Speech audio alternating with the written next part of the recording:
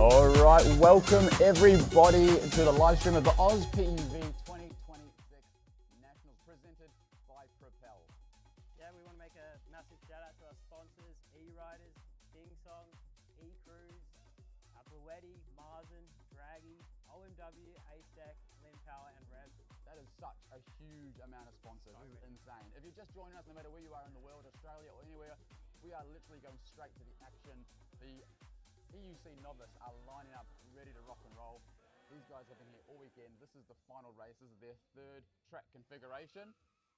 There goes the drone. There goes the FPV drone. You are in for an absolute treat today if you're watching live, because we've got all the technology and we have no idea what we're doing. So forgive us if we make a mistake. It's hard to tell their names, but we're going to talk about it as best we can. Exactly. Absolutely. Here we go. We're going to go quiet for the start. They've already had their briefing. They've done their formation. Look at that good formation. So just a reminder, we've got Alan, we've got Marcus. They're off. And how many laps is this, Taz? This is a 5-lap race. 5-lap race. Nice clean start there. Running the short track variation for the final race. Straight away we've got into a battle with Alan, going straight to the front. Alan is on a P6, that's an in-motion P6. Oh, and someone's taken the lead back. Is that Scotty? I think it might be Scotty on a NOSFET Apex. Scotty has been working on those wobbles, on those pads. No, it's not Scotty, I apologise. We've got quite a few battles happening in the middle there as well. The middle looking really good. There's Joe V with his blue helmet on from Sydney. There's Puani. There's David Sawyer. He's up the pack. Good to see Puani and getting involved in the middle packs battles as well. Here's Michael Kazab. Big overtake down the main straight. And there's Kazab coming down now. That's 1 lap down. These guys are going to have tired legs by the end of it. Yep. Alan's been pretty consistent this weekend on that P6. I think he's been riding this wheel for a little while now, so he really knows what he's doing. I'm just trying to see who he is. Who are our front runners here? Let's get a good look at them as they come past.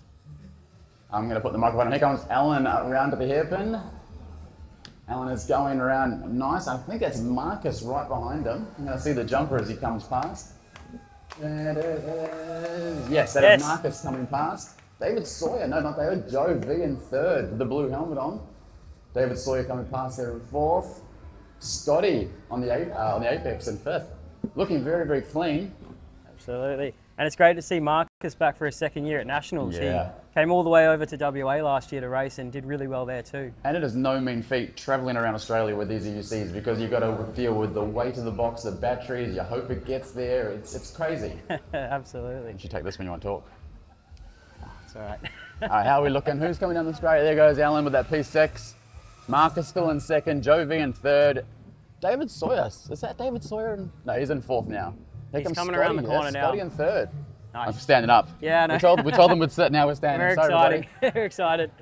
There goes Scotty and David on 999. Yeah, he's going to take the inside. Oh, that's a nice little battle there on the corner. And then Scotty's going to get him again on that one because he got the outside. No, he's going to keep it on. Have we got Marcus closing in here on Alan too? And what's Marcus riding? Is that a little Sherman or a Lynx? I can't tell from here. I should have asked him before the race. We can possibly look that up. We can possibly look that up. Flying along. That is, how many laps? That's 3 laps? This will be lap 4 of 5. Yeah, here comes Joe V. Joe V's got a nice little buffer for him. Joe is looking again very, very smooth. There's this battle again here with Scotty and David. Oh, gone a little bit wide on the grass, a little bit. Good recovery from Scotty. Leaning back into it, but he did open up the door for Puani a little bit there. And here comes Michael Kazab. Bringing it in. Nice and smooth, Michael, nice and smooth. Here comes Alan again. This is coming in for the home stretch. Marcus following right behind. Nice finish. Well good job, boys. Well done. And Joe V coming around their last hairpin. We've got Jay doing an amazing job on the flag down there. Oh, look. Fantastic flag waving. David Sawyer. Can Scotty get up on the corners? Our final battle here. Here we go. There we go, down the home stretch. Cheers them on, everybody. Go. Oh, he's taking it! Oh, there's a photo finish right there. Yeah, absolutely. Good. Good. We got Michael bringing it in home. Bringing it home. Smooth, fast, and safe. Good job. Well done. Woo. Awesome. Oh my goodness. Well what done. a race. I tell you, it's on AUS PEV, so AUS PEV. Oh, sorry. Yeah, you can click. You should be able to click on the All right, so if you're still watching, that was a nail-biting race. I mean, it's go. crazy with the Sorry, I novices just said it to because about 5 different people. you kind of have your heart in your chest because they push it really hard and it kind of gets really crazy because they are just they push to the limits and sometimes they don't have the most powerful wheels. In this case here, we had some really powerful EUCs out there today, and it was a really good race. It was clean. There was no offs. Everyone, played the game responsibly, and yeah, it was a really good outcome. Just lost Taz. He's helping out somebody over there with a technical glitch. I can't get it, maybe somebody else can't get it. Absolutely. It was on before. I need to speak to someone, but I'm stuck here now. Thank you. Got a VIP guest here on the live stream. Are we still live? G'day. Yeah, we're still live. There we go. We're still live. There we go. We're trying to get the stats screen up. So if we can connect that to... Does this router work? Yes. Turn that on. Connect the laptop to that. You can get the specs up for that. All right. Up next is E-Skate Novice. E-Skate Novice. This is going to be one to watch. We have got some serious talent in this pool, and we've seen them all weekend consistently getting faster. There's some really good riders in this group. There's some really good boards in this group. But as everyone knows, it comes down to the day. It comes down to the race. It comes down to the track. And it's going to be very interesting to watch. Well, who's your money on? Are you allowed to have favourites in these races? I can't. I'm in the race, so I can't. No, for novice. I mean, we've got Lockie in the novice, so yeah. I'm rooting for Lockie. He's one of our team. He's going to do it. So we'll Lockie see. in the novice. We've got Craig Taylor in the. There's so many people in the novice. It's a who's who in the zoo, really. Absolutely. Oh, now you need to do a shout out for the live stream. Sorry? You need to talk about the shout outs on the website. We're still live. Yes. I'm going to get you on the website. You ready? Yeah, sweet. Thank you. Please. Yes, on the website, auspv.racing, we've got a shout out section. So if you see any races, they impress you, you want to give them a shout out, make sure you do that. We do have a Racer's Choice Award as well. So the racers who are here get to vote on their favourite racer. Yeah, awesome. And they get a prize as well, so it's pretty cool. Okay, that's cool. So I've got a chance. Absolutely. You guys are live on that. If you want to go through some stats from the races, talk about positions or anything like that, feel free. Yeah, for sure. We could go lap times here. We will get better at this as the day goes on, I promise. Absolutely. Would you be able to see Chloe and let her know that the stream is not on the auspv.racing website? Yeah, on the main website. It's not going. Not live anywhere? It's live on YouTube. Oh, okay. But we've been plugging the... Yeah. Well, welcome to YouTube. Yeah. my favourite platform.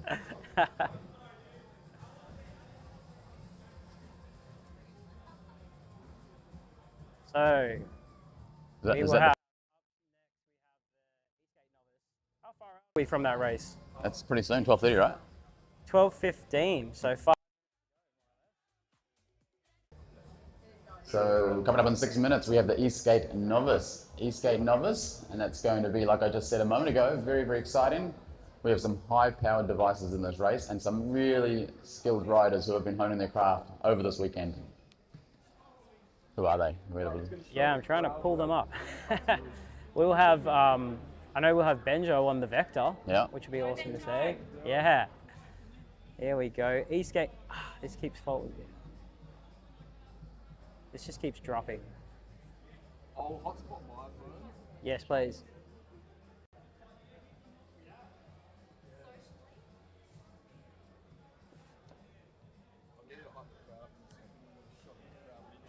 Yeah, cool. That laptop.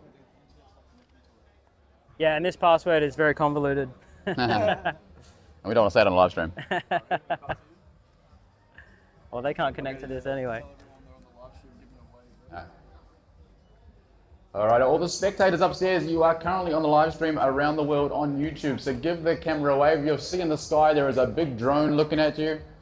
Let's make some noise for the racers as these E-Skate guys go around. This is going to be a good race. I didn't even know they're out there yet. I'm going to stand up for this one.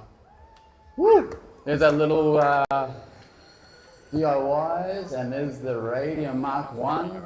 There's a Limpau one with a new colour scheme. Thanks very There's a little Evolve board coming past. 2 Evolve boards coming past. We'll call it a gaggle of Evolves. There's Craig Taylor on Stude V6, the one making all the noise. Right behind him is Banjo on the Propel Vector. These Vectors are one to watch. All right, we have all of our races here as well. So starting at the front, we've got Dan, who's been absolutely killing it for the whole of the competition. You want to talk to this one so they can hear as well? Oh, okay. We've got Justice Yardley, who's a Coffs Harbour local, 16 years old, our youngest racer ever. Is that the guy on the Evolve? Yes. Yes. And he's so good. I can't Wow. wait to see what he can do in That's the years crazy. to come. Like his future is bright in this. We've got Craig in third. He's done a great job. Craig Taylor in third, amazing. Yeah. Lockie had a crash in the last race. Okay, he's back up and he's running. He's back up. Number 7, looking good.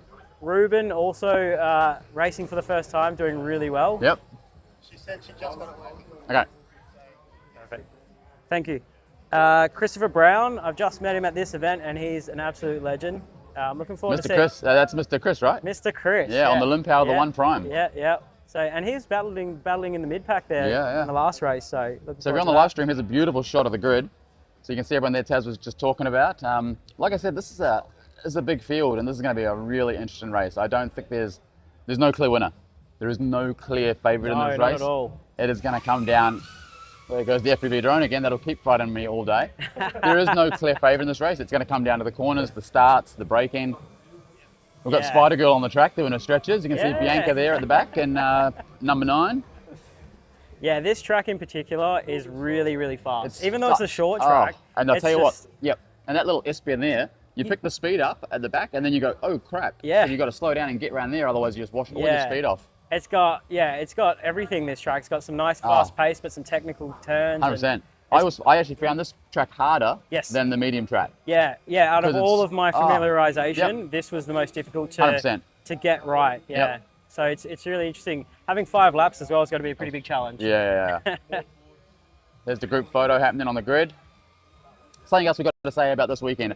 The camaraderie has been insane. Everyone has been, there's no, I'm going to take you out, I'm going to beat you. Oh, no. It's all been, you need to borrow a tool, there's been tubes, there's been pumps, some people have been swapping trucks to help each other out. It's just such a great vibe happening at this event. Yeah, that's what we've always been about, is just having that community vibe. We bring it from the small races to the big ones, so. All right, here we go, folks. Let's hear your roar. E-Skate Novice. Just saying on the live stream, there is no clear winner here. Here we go. Big applause. Yoo! Let's watch the start. I need to move off the camera to see the start. Yeah, me too. What's going to happen? We've got a big pole right in front of us. Yes. Here we go. There we go. Big They're start. off. Yes, nice. We just had someone Jonesy on the straight to Evolve. the front. We just had someone on an Evolve like cut right I saw that. through and That's the 16-year-old, isn't it? Yeah, it was. Yeah, Straight to the front. Yeah, Straight to the front spot. Right behind him, I believe that is. Where's it? I can't even see it. Oh, it's touch screen. Can't see him from here, but he's coming around now and I'll be able to make him out. There's Banjo in 3rd place. Oh, it's Dan. So Justice is in the lead. Yeah, It's awesome. So We've got Justice, Dan behind. Banjo, Lockie. Lockie's trying to push there. We've got quite a bit of a battle forming in the middle there. And they come around the corner. Here comes the radium with Lockie. So Justice is unfortunately losing out on a bit of top speed there. Jonesy, the toe cutter, Craig taking inside line there. That was beautiful. He's holding him off. There's a nice battle happening here at the front. And it looks like the drone is getting all of it. Yep, I know. We should just watch here, actually. We're trying to watch live. And we've got these amazing drone shots to look at. Is Dan taking the lead? Yep, Dan's taking the lead with Banjo in 2nd. Banjo again is on the Propel Vector. He didn't start the weekend on that. No, he qualified on it. Yeah, he qualified on it. Yeah, we've got to say that. He qualified on it. He did start on his practice laps on the MLR. We've got it down. Who's down? Craig's down. Bugger. Oh, Craig Taylor's taking a spill there. Is he going to get? He's going to get getting straight back on. up. He's looking all right. And it'll now be a battle between Craig and Bianca, I think. Craig will get back up. Here comes, is it Elvin? Yes, we've got Elvin coming around. He's on the Mohawk. He's on a very modified Mohawk. I can see that, yep. And that's come all the way from Perth. There goes Bianca.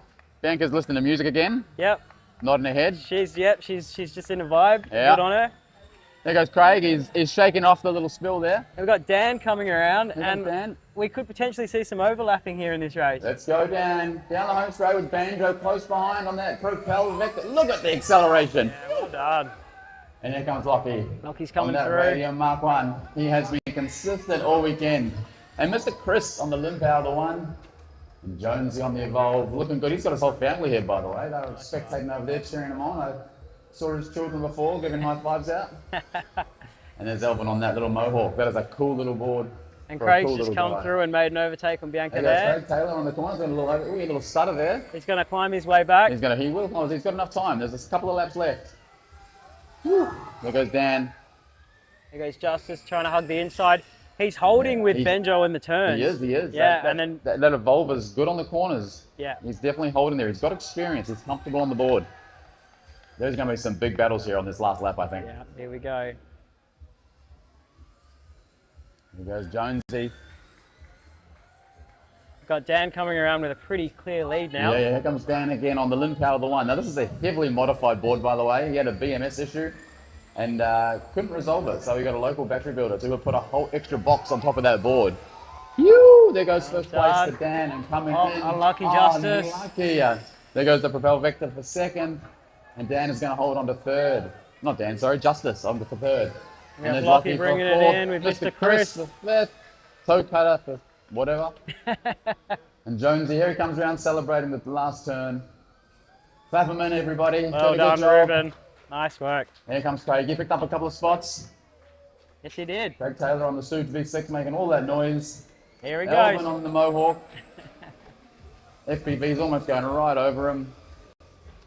And here comes Bianca on her very first race, everybody, by the way. Look, she's pumping up the crowd. Come on, everyone, cheer her home. I think she's had more crashes this weekend, and she's got up every single time and got back on the board and carried on going with a smile. Woo! There she goes. Oh, what a race. That was great. That was crazy. I can sit down now. I'm glad we got hats. It is so hot up here. So first place went to Dan on the Lin Power of the one. Dan, yes, it did. Second place was Second place we had Victor, Banjo. So he climbed all the way back up from the back. Yeah, he had a great start. Great board, great start. He had some nice overtakes there. Then we had Justice come in third, I'm pretty sure. He was so comfortable on that board, Justice, on that Evolve. You know, first time at a race event, 16 years old. It's insane. On a board that's not really intended for racing. No, not at all. But like I was saying to Ben, who works at Evolve, he's down here racing in the Challenger. This short track is great for the Evolves. Yes, true. Because you don't have to wash too much speed off on those tight corners. You're right. Yeah, absolutely. And you could even see it when he was coming in on the inside line there. Because of that tight turning of the board, he was able to get inside. Exactly right. Yeah, he's looking for a podium. Oh, 100%. In the novice, which is great for your first race. So as far as the schedule goes, what happens now? We've got a little bit of a break, do we? And then it's... So there is another 15 minutes till the...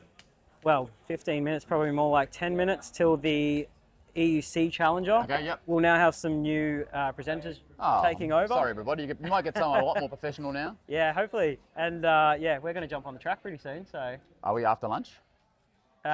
We have E-Skate Challenger at 12:45. So oh, jeez.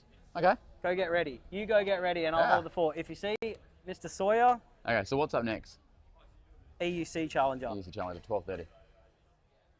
All right, folks, quick update on the schedule. EUC Challenger will be going on the track very, very shortly. They are due to kick off at 12:30. So if you are in EUC Challenger, make sure you're in the pits getting ready. And who do you want up here for the thing? Benjo and David Sawyer. Oh, Banjo and David Sawyer. Okay. Yeah. Yeah, they're our two guys. Wow, awesome. Good luck. You're going to keep talking to the people? I guess so. I'm stuck on my own now. Someone come join me. We're going to talk a bit about, we can check the website on. You can have a look through there. Lap time. Yeah, wait. Talk about the prizes. I'll find something to talk about. All right. You're leaving me. I'll be back, right? I'm going back on later on. So. All right. I'll get my gear on. Wish me luck, everybody. Send someone up. All right, so Banjo and David Sawyer. Yes, please. I'll leave that microphone there if you want to make any announcements. This is, maybe. Yeah. Thanks, mate. I can't handle this on my own. No, we'll be right. This has been good racing so far. I need someone to talk to, though. I can't talk to the screen. You better keep this microphone, I guess. You probably don't want to hear me going to the toilet. Yes, yes. Here he is. Mr. David Sawyer can join me. Excellent. Bring him on over. Bring him on over. I need a buddy. How did you guys go? Very well. It was awesome. The camera angles look awesome. It does look great. I'm looking very much forward to seeing this stream. We're going to bring in our EUC resident, Mr. David Sawyer, to come and help me commentate the EUCs. Hopefully much more professionally than I can. You got a hot seat, mate. Welcome to the live stream. One thing I've just learned, never celebrate too early, mate. Yes, you did very well. Yeah, So, I was pushing the shit out of it. yeah, well done. We have to watch our language because we might have Oh, children yeah, watching. sorry. Can I see names or something? Do you have? Yeah, absolutely. So I'm going to pull up the names now for the next races. But let's talk about your race. We've still got a bit of time. Oh, we're on the live stream now. We are on the live Sorry, stream. I was This not is the swearing on the live stream. It's okay. Okay, sorry about that. Okay, hi. Welcome to this beautiful live stream on a beautiful day today. We've got the perfect weather for it. Absolutely. After yesterday, I was looking a Coffs bit Harbour dicey. has but we still really went well. turned it on, hasn't it? Yeah, but this is amazing. But I was just saying, never celebrate too early. I thought I had this one of the races. He was actually on the grass the last time I saw him. Yeah. And then I'm doing the big photo opportunity, and then I'm pretty sure that he's just pipped me at the post. I don't know where he came He from. did actually. I saw that. Yeah. You were so close, but yeah, you were stoked. You could hear the people cheering. Yeah, you. I was like, Threw your hands up in the air, and then of course someone just snuck I right was past like, you. he's on the grass. He's gone. I've got this. You know what I mean? Because I was pushing it the whole time. Oh, that's unlucky. It's probably my most favourite race I've ever done. Ah. The 5 laps. It gives you a chance to open up a bit and get into the corners. That's and great to hear. Yeah, everyone that has spoken to me this weekend has really enjoyed their time. It's so nice to hear when you put these events on and everyone's having a good time. So yeah, it's Yeah. been great. So where did you finish in the race? stuff. Well, they couldn't tell yet. They Oh, didn't so it tell was us. a photo finish. Probably, yeah. Yeah, It was yeah, that close, neck and but, neck. Okay. I'm It sure looks there's like a they're photo of me talking about- doing this, and he's like Yeah. Maybe if you had your hands going for the throwing win. over the line, Yeah, that would have done it. maybe you've got your hands over. It depends what the rules yeah. say. I think the rules are the wheel must be over the line. Yeah, so young players out there, just don't celebrate too early is my advice. Even though you think the opponent's gone into the grass, but never say die. But yeah, it's been an amazing event. Yeah, thanks Taz and all the organisers and everybody has done everything to. Couldn't have done it without the team and without the sponsors. It wouldn't have happened without everyone coming together. And the go-kart club. Oh, the Coffs go-kart club, they've been great. Coffs Harbour Kart Club have just been so supportive of us. Like, Yeah. they've been helping us out with the kitchen being open all weekend, but also helping us out with announcements and just like keeping all the spectators happy. Because Yeah. I mean, this is honestly the first time we've had a proper spectator. Yeah, base, and this so is probably the best track that definitely I've been on. same. I did speak same. to the treasurer and everything, and she was fantastic. And They're very hands-on such a great person, club. They want to help build the sport with us. So this is just the start of racing here in New South Wales. incredible, So yeah, it's been phenomenal. The track, like you said, is the best. It's the best I've been the on. best and it's ever been. Yeah, I've been to a few tracks, and Yeah. this is Well, just awesome. what I really like about this track is that for the spectators, we're right here on the grid, and you can see the starts and you can see the finishes. Yes. Where other tracks they could be way on the other side of the track, kind of thing. Yeah, So absolutely. this is what's perfect for this. The facilities, they put a lot of thought into this. Yeah, I mean, like you said, even the elevation, Yeah. because it sort of Yeah, you goes can up a little see, bit yeah, towards yeah. the back, you can see the entire race, which Yeah. is pretty rare really at a racetrack. Yeah. So it's very well laid out, and then the multiple variations. It's Yeah. so convenient for our racing format because we like to race on different tracks, and Yeah. it's great. And just especially for an event like this, where it's almost like we're camping here for the weekend, Yeah. as far as being in here so much. And they've got showers and great facilities and Yeah, good places to get food and everything. top So notch. Yeah, everything ticks all the boxes, this place, definitely. yeah. We're coming back for sure. Oh, yeah? Oh, We sweet. have to. We have to. Yeah. So next we've got in about 5 minutes we've got the EUC challenges. Okay. So they are here. We have, and I just have to highlight their numbers because there's a lot of glare on the screen at the It's moment. a bit hard to see them. But we have Jack Sun. Okay, yeah.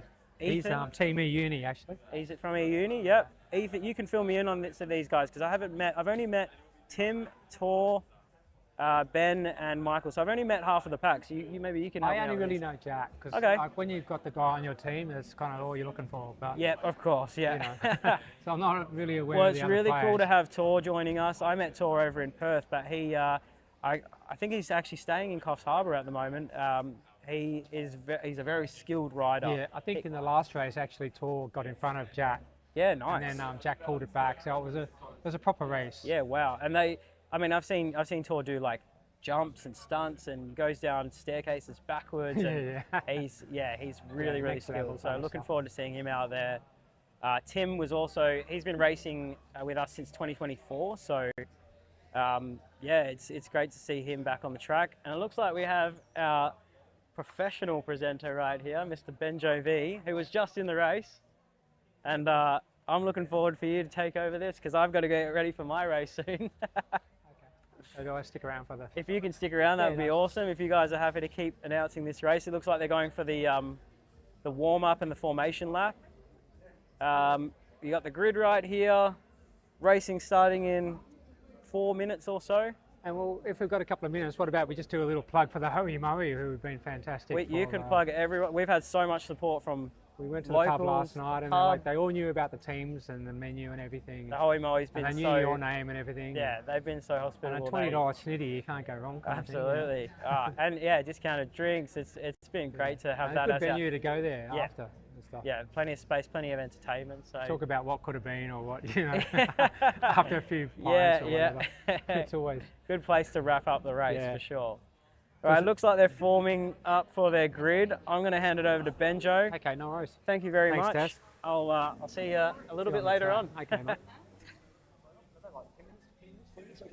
Have you got, All right, they're just you got about to cameras start. Got this on you. Thank you very much. Easy. Okay, we're into it. on? Hey, mate, I'm Dave.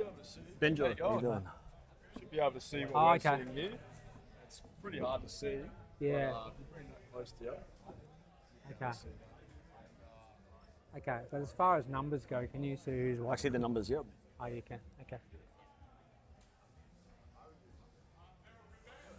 You might be good at calling it because I can't really tell one rider from another rider. No problem. The drone will go off before every race. Okay. So yeah, they just currently have. Are we doing live stream now? Like it's still going? Yeah, we're live right now. Okay. Yep, So we're live right I'm now. just going to say what they're doing at the moment. They're just doing a photo opportunity before the start of the race, and then I think they do 2 warm-up laps. Is that right? And That's it. There's going to be 2 warm-up laps. So you've got to remember, this is the short track that we have this time. So it's the shortest track, but we've increased the laps from 3 to 5. Doesn't mean there's more opportunity to pass. It just means more opportunity to get caught up in traffic, to come off, so something to go wrong. So more yeah, of a there's race always type of thing. exactly the negative with the positive when it comes to this one. But I got to say, when it comes to the EUC challenges, there's not much margin between the challengers and the pros, the pros, because yeah. when it comes down to it, once you move up from novice, these things, once you master them, they're an absolute weapon. Yeah, it's a definite. Want to tee the crowd up as well? And crowd, let's get it together for the EUC Challenger class. You've got to remember, these guys have moved up from novice at some point in time, and these EUCs, as you see, they are fast, they are dangerous, they are absolute weapons, and these guys are absolute masters at it. And they're off, here we go. So you've got to remember, this is a short race that we go around. There's 5 laps instead of 3 as we come around the corner. And straight away, you can see them lean forward. And this is always a dangerous section here. This is a very sharp corner coming into it, the right-hand side here. Bunched up with traffic, some going further than others. And you've got to remember, when we come into the zone, some deep braking is going to help them out here. So give them a cheer as they come around. What will be just the final corner of this lap. And there's Jack's one down. out. Oh, We've no, got traffic. Jack's out. Fantastic moves Oh, for my the rest of them God. to stay on Oh, their no. machines with one down, who was coming second. But Oh, no. that's okay. There's always room to catch up on this. Oh, my And coming down the straight of the first lap, who do we have here? Bring it home, Jack. We've got a big lead that's formed out by the gentleman out in front there. I'll get his number as he comes around the corner there. But numbers 2, 3, and 4 all in the battle for second here. Any wrong move and one of them will take the spot. Oh, this First, is, taking it nice and steady. He knows he's got no traffic behind him. But when it comes down to the second, third, and fourth, give him a cheer. Look at this. This is going to be very tight here. This come around for lap number 2 of 3 of Oh, he's 5. making a Sorry. move. And the move's been made. Late braking. Whoa. Oh, the sharp corner. he's Here we changed go, it. powering down the straight. Fantastic move there by Mr. Whoa. This is racing. Now that is racing there. Every single lap has been exciting so far. Let's come down to lap number 3. Again, lead it out in front, nice and cruisy taking it. And we've got some moves happening. Oh, battle coming in for 5th and 4th. Whoa. Awesome. And we're Oh, down, so another here down. we go. We've got another rider down. That moves up everyone one place. Robbie here always a chance to get back, but that now leaves a tight battle for second and third, and for third. Another tight battle coming here. 2 fantastic battles in the same race, ladies and Oh, look gentlemen. at the to come tight around corner for what here. will be the second last lap of it. God, this is the most exciting race I've seen. Yeah, I'm on you right now. So again, leader out in front, nice and cruising, comfortable. And we've got down. Oh, Third place is now another one down. Everyone down. popping up a spot. It's a nasty crash Oh, there, God. but going hard and fast, as we said. So it's now opened up. Stuff on the First track. place, nice and open. Second place, open. Third place, open. 4, 5, 6, and Come on, 7 clap it in for in. contention. This could really change around the challenger points when it comes down to, ladies and gentlemen. Who will know who will be on the podium at this point in time? Is anyone's guess up for grabs? Coming down for the final lap of the race, ladies and gentlemen. And again, we've had some ops in every single lap bar one, so who's to say we may not have another one in this lap. Let's keep it nice and close and tight with first coming around the final corner. Nice and cruisy. He's led from the start, ladies and gentlemen. Looks like no one's injured. Last lap. This is it. So as the next rider comes across the line, it will be the last lap. No, the first. First. What? It was first. Oh, that's it. He's waving the That's it. He's flag. waving the flag as we come across. Clap the rest of the people coming in. Come on. Clap them coming through. They had a few offs every now and then, but every single one of them bar ones got back on, and they've managed to come over and cross the finish line again. Yeah. I thought he said it was number one. Ah. He must have crashed. There we are. So that was the most exciting race. What do you think? That really was. That was exciting. And remember that with the ups and downs of this race, it really could put the podium into contention here. Who will know who will come first, second, and third with the overall points? Yeah, that was incredible. Have you ever seen a thrilling race like that before? Maybe for the first lap or so, but for the second, third, and fourth, definitely not. Yeah. This goes to show that anything can happen and how closely contested these guys are. Because Jack was on pole position, but he lost his position quite early on. Because I think the second spot is a bit of an advantage on this track because you get the better line when you come into the first corner. Yeah, and there was a moment in time there where you had not much traffic around him. The drone coming in, with not much traffic around him, and in saying that, how are you, mate? Good to see you. That was insane. Job. What? Coming. That crash, we got that. Oh, you got it? Oh, That sweet. happened on this POV. Oh, yeah. The one just up here? Yeah. Oh, that was a bad one. That was a bad one. But it's a good one for the camera. so right now with that final rider that unfortunately went down, he's still out there on the track. He's up, he's okay. Machine seems to be having a little bit of an issue with it. We have the marshals attending to it now. You got to understand, for those non-riders, anything can go wrong. Like, it might look like they've just fallen off, but they could have clipped a pedal or something on a really tight turn, or leant over too far. And it's a pretty simple thing to be able to, I mean, it's hard to hold it together sometimes. Definitely. There was someone riding yesterday that really got the wobbles on one corner, but actually pulled it back and kept racing. So. And ladies and gentlemen, you've got to remember that with the contact patch of these tyres, think of the front tyre of a motorcycle. There's not much of a contact patch, maybe a credit card size, that's actually in contact with the ground at all times on these EUCs. And plus the added challenge of the race is that you don't exactly know, you can hear someone behind you, but you don't exactly know where they are. Hey, Anna, I missed that last one. Thanks, man. You went from last to third in like 2 corners. Yeah, but it's the board's so much more better than what I'll ever be. Yeah. But Oh, you mate, got me there. That was fun to watch. And you got the commentary right, by the way. The guy on the green one. They just didn't wave the flag for him. I thought so, yeah. Yeah. I was And wondering, 'cause what he was his name? Don't know, but Yeah. the guy on the green wheel Yeah. one, they just didn't wave the flag for him. And have you had a look at his wheel? It's amazing. Like, he's taken out the suspension of it and he's made his own 3D printed like mount for it. It's all custom in that green wheel. It's like nothing you've seen before. Well worth it. But if you check it out, you have a look. It's kind of tidy. If we can just get the name of that gentleman that did come first, then that would be fantastic Yeah, in order we to give can- it to him.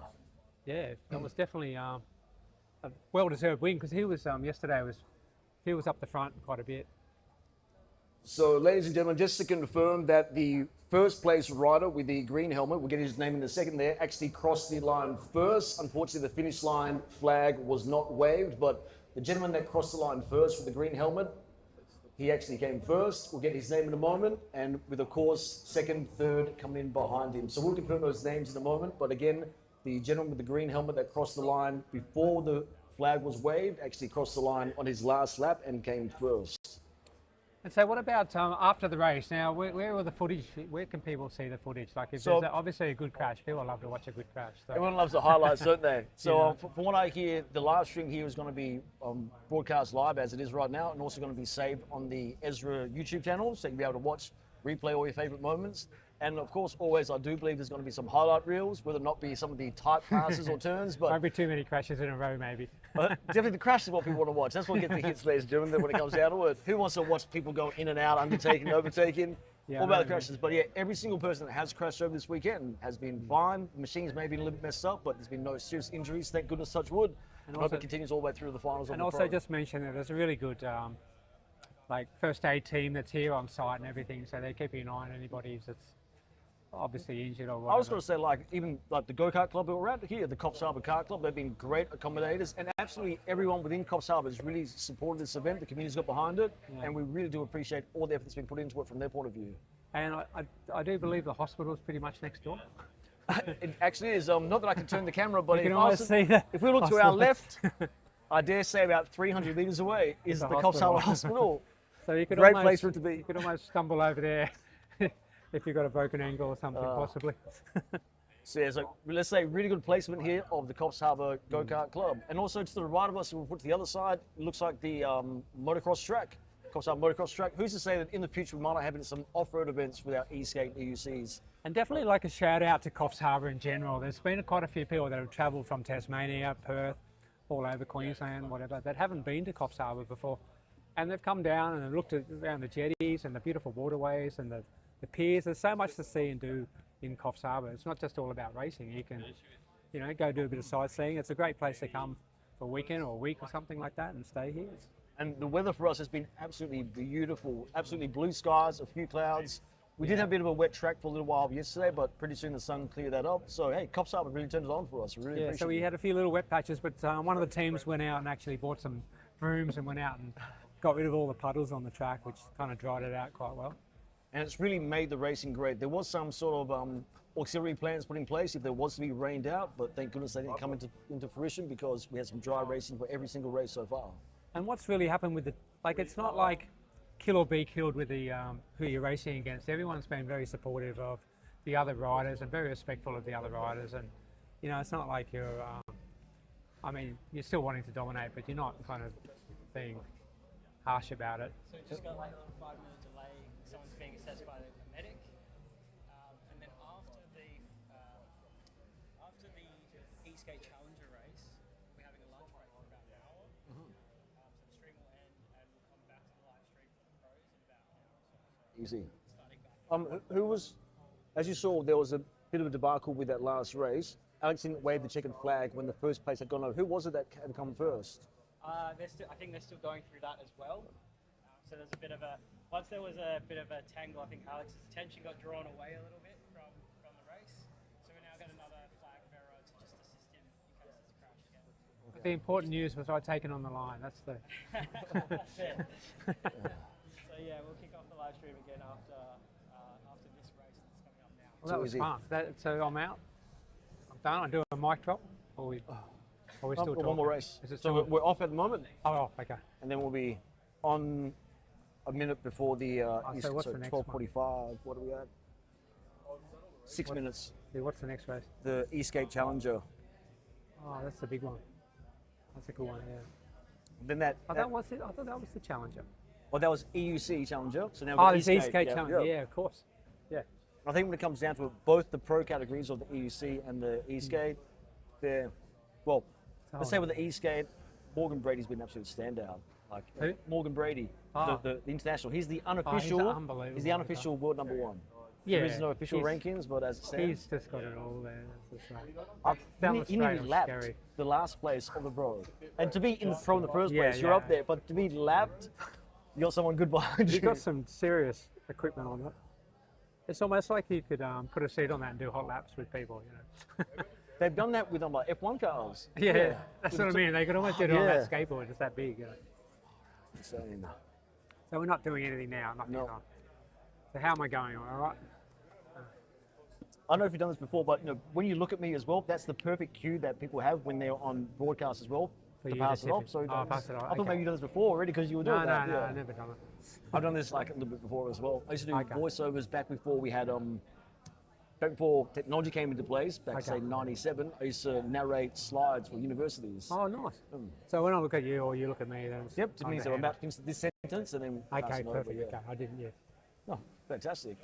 I'm trying to always think about, you know, the sponsors. I mentioned the club and, you know, and also the medical side of things and, you know, make a bit of a joke that the hospital's next door and, you know, like... I drove through that car park yesterday and then so I realised it, yeah. It's like, you know, talk about Coffs Harbour as a destination, you know, because it's an advertisement for it. It's an advertisement for them.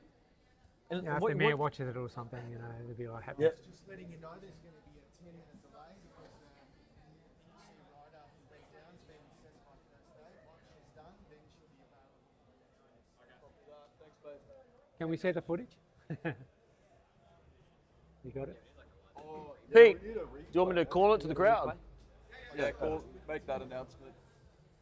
Yeah, could you show? So, ladies and gentlemen, there will be a 10-minute delay, as we are having one of the riders that went down in the last race being assessed by the medics. Once he is cleared and that medic is then free, we'll be on to the next race. The next race, of course, being the E-Skate Challenger class. Now, this one is the second top class when it comes to E-Skates. We have some great contenders in here.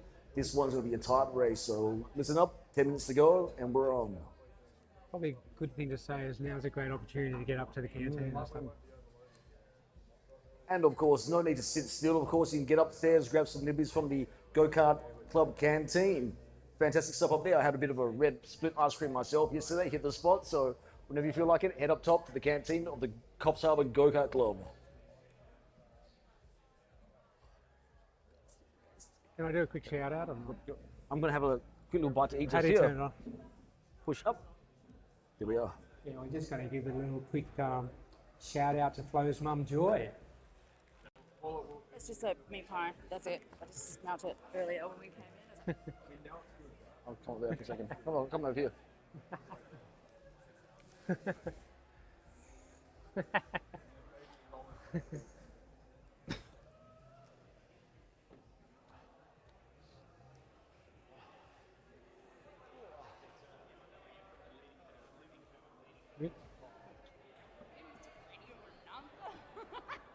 Oh, you like that? You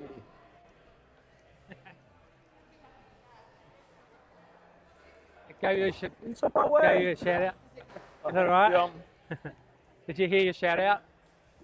No, I didn't hear it. You didn't hear it? This race, then there's lunch. My mum or anything. I don't know where I am. Maybe put it Joy. Albert later I just on. said it. I don't know. On the mic. I didn't hear. I just said. Did you hear? I don't know. I just shout out to I Flo and pushed his out mum, third Joy. now. Just then, Or on the I'm microphone. third. I don't know. Just then. Oh my God. On the microphone. Record it for my mum. I can't do it. I said, Mum, you're famous now. Did he beat me? That guy? You must have got Lockie's time. And he's coming soon. Not about times. Placement. Oh, are you still? Yeah, we got. Where'd But I am coming back. Oh, okay. Just when you leave, because it's wireless. So it starts going. Where'd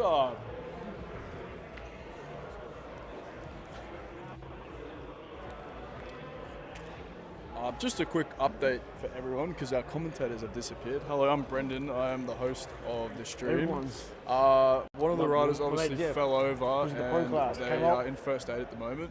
Yours. So they're just having some checks up Insane, on man. the first aid You with are them, and then we'll get back into some races shortly. So sit tight. We're just gonna be waiting. You know what? Like, I know it's We don't selfish. have anyone to I hope I get more than a t-shirt from the fella. pass the time. So we're just kind of chilling for now. Yeah, where's the chat at? When I was supposed We'll to do do this, the mate. race We'll thing, bloody do it. I taught myself up. Just remember, I let him know how I was the guy you who went guys to the war have with that clip. the shout outs as well on the AUS PEV app, and those are live from the website. So if I've you do livid, see anything because he crazy came up to me, run happen, up to me with make his sure bits. to You start chuck eight. that on the app there. I started 10. 10? You're the second. The pro races will be this afternoon as well, and those ones are going to be absolute carnage because And then yesterday because we've I seen a lot of realised- people I was watching you and I was like, hurting I'm themselves very is angry. pretty active. That's fine. But, Just that's right. Like, Julian, come over here, mate.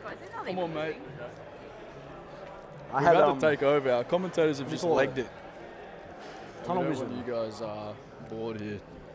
What's going on, Smiley? Oh, we got Drew from New Jersey. Welcome, mate.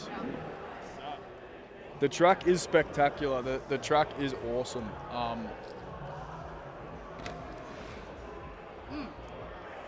It is a go-kart track. It's nice tarmac. The weather's beautiful today. Nice sunny day, nice dry track. We had some rain yesterday, Yeah, that was which was I'm not down. pretty scary to be honest. But they ended up sorting out the I'm not on the podium.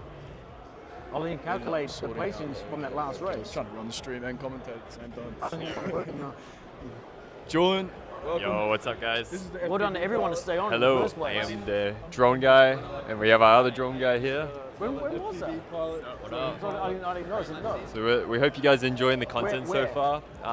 Yeah, this is pretty exciting new way to capture this incredible sport in this amazing location today. Someone's got the other mic, and we need to find it. Did Rocky stay on? Because he's probably trying to... Yeah, if there is other... Wait, hang on. No, it's just us. I can hear it. It's just us. Oh yeah, there is someone else yapping.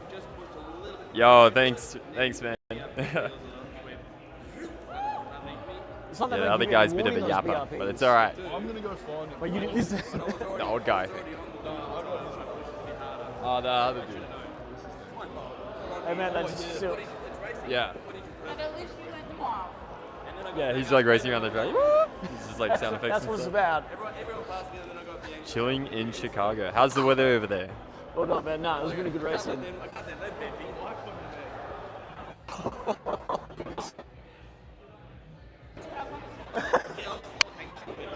Yeah, also sorry if the stream's a little bit laggy here and there. We're still trying to work it out. Yeah, internet's not the best, but so far so good.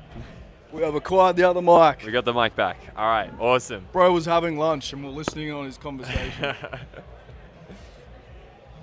Hopefully the stream isn't too laggy. We are hotspotting off an iPhone. The kid is staying up late to watch Morgan. FPV guys killing it. Yes, sir. We're cooking. Nah, such an epic way to watch this type of sport.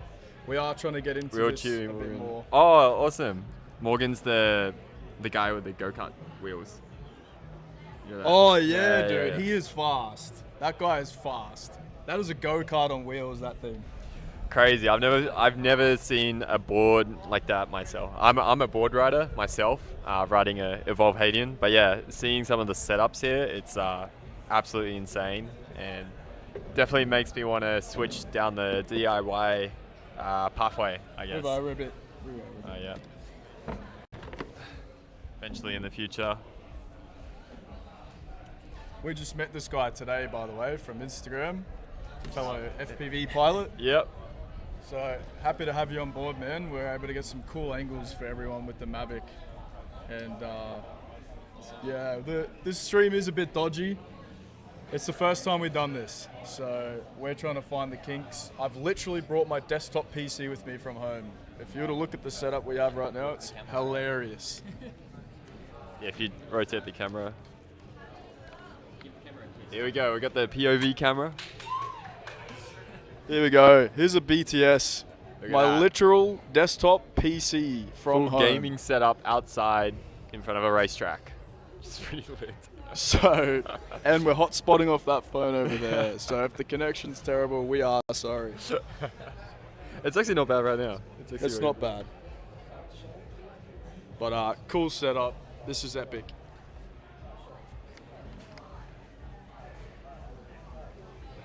What's coming up? Is it? Well, let's have a look, mate. Oh yeah, I actually don't know. So we'll have a look. So this, I believe this is next. 12:30. So it's past 12. No, so I think we're an 12. hour ahead Oh, or here we behind, sorry. So it might be. Oh, so it'll be like a lunch, I think. Or maybe. I think this is the last race, E-Skate Challenger. Did they just go? 12:45. Yeah. Because no pros are going yet.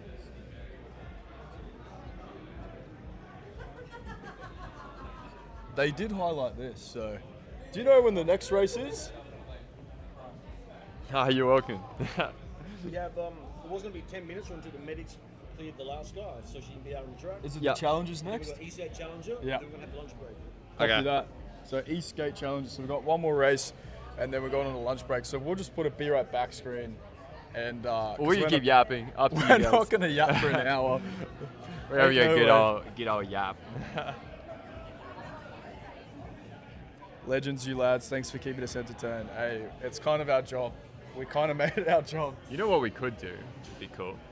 could do a lap Let's do with a the lap. FPV, and then I could wants to see I could that? talk on the camera, and we can do like bit of a bit of a preview, like If you're in the chat, who wants to see a closer inspection of the track? If you guys are curious. an FPV lap around the track?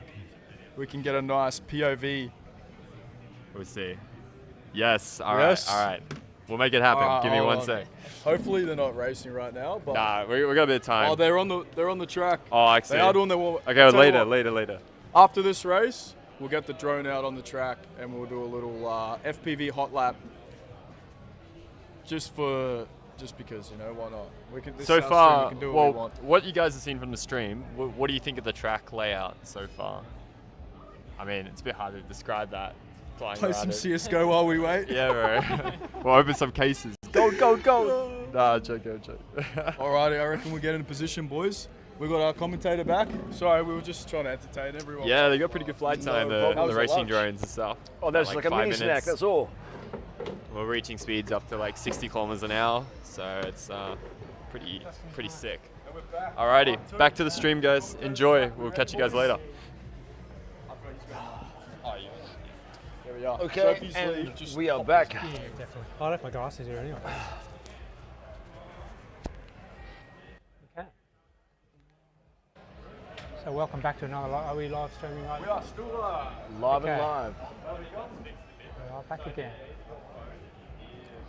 So they're just carrying out having a warm up after a 10-minute break of just checking in if someone was okay. So obviously they're okay, and we're starting the race in a minute. Oh, yes, I guess. From here, let's go. Just turn off that. So if we stand up, can you still see us? yeah. Yeah, okay. Yep. That's good. Just getting ready now. Okay, so people are warming up their tyres just to get a bit of more traction. Ladies and gentlemen, as we come up to the next race, the final race before the lunch break is the E-Skate Challenger race. This one's been hotly contested over the past couple of days with qualifying and with the racing yesterday, race 1 and 2. It's anyone's game in this final race. Again, the short track, 5 laps instead of 3. Let's see how we go. I'm trying to get the racers' names down. Just in front of us, we have Chloe, who's one of the organisers of this You got event. your the website in front of you for racers' names.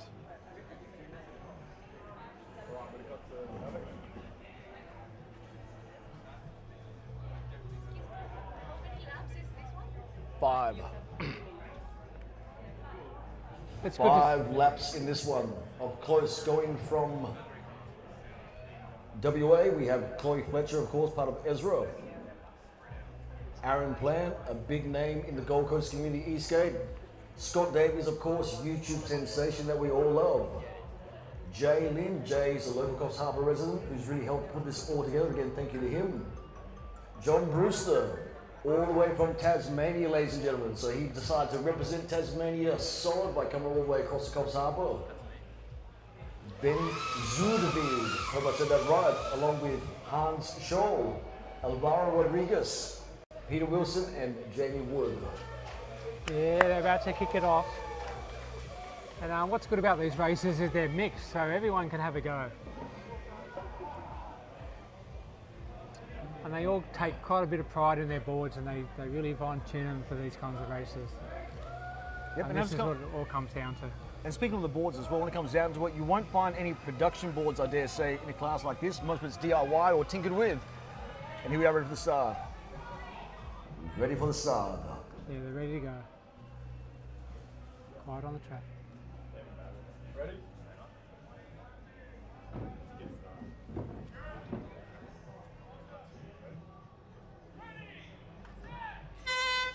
Boom, we are off.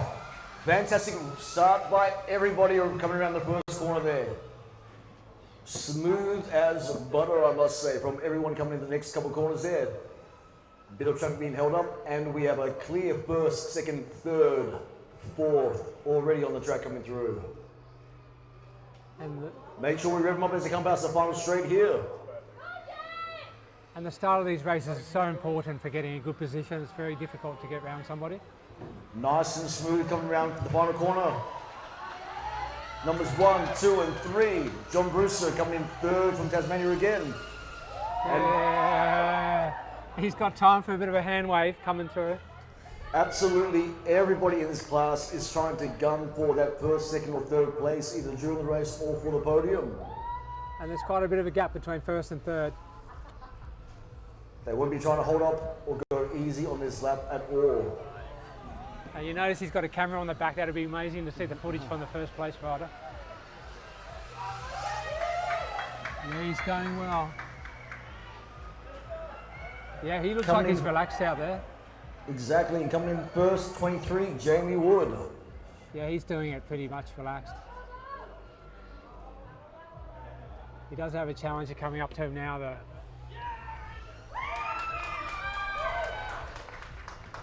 He's giving it everything here. The straight is where you can win or lose. First, second and third crossing the line. We still have another 2 laps to go. Yeah. As we saw before in the previous EUC Challenger race, anything can happen. One small wrong move, one crash, one little bit of a tie-up with some traffic, down they can go, unfortunately, and it could bump everyone up that extra place. Let's hope it doesn't happen, but let's keep it nice and tight for the race in. Give big roars they come across what will end up being the good. second last lap.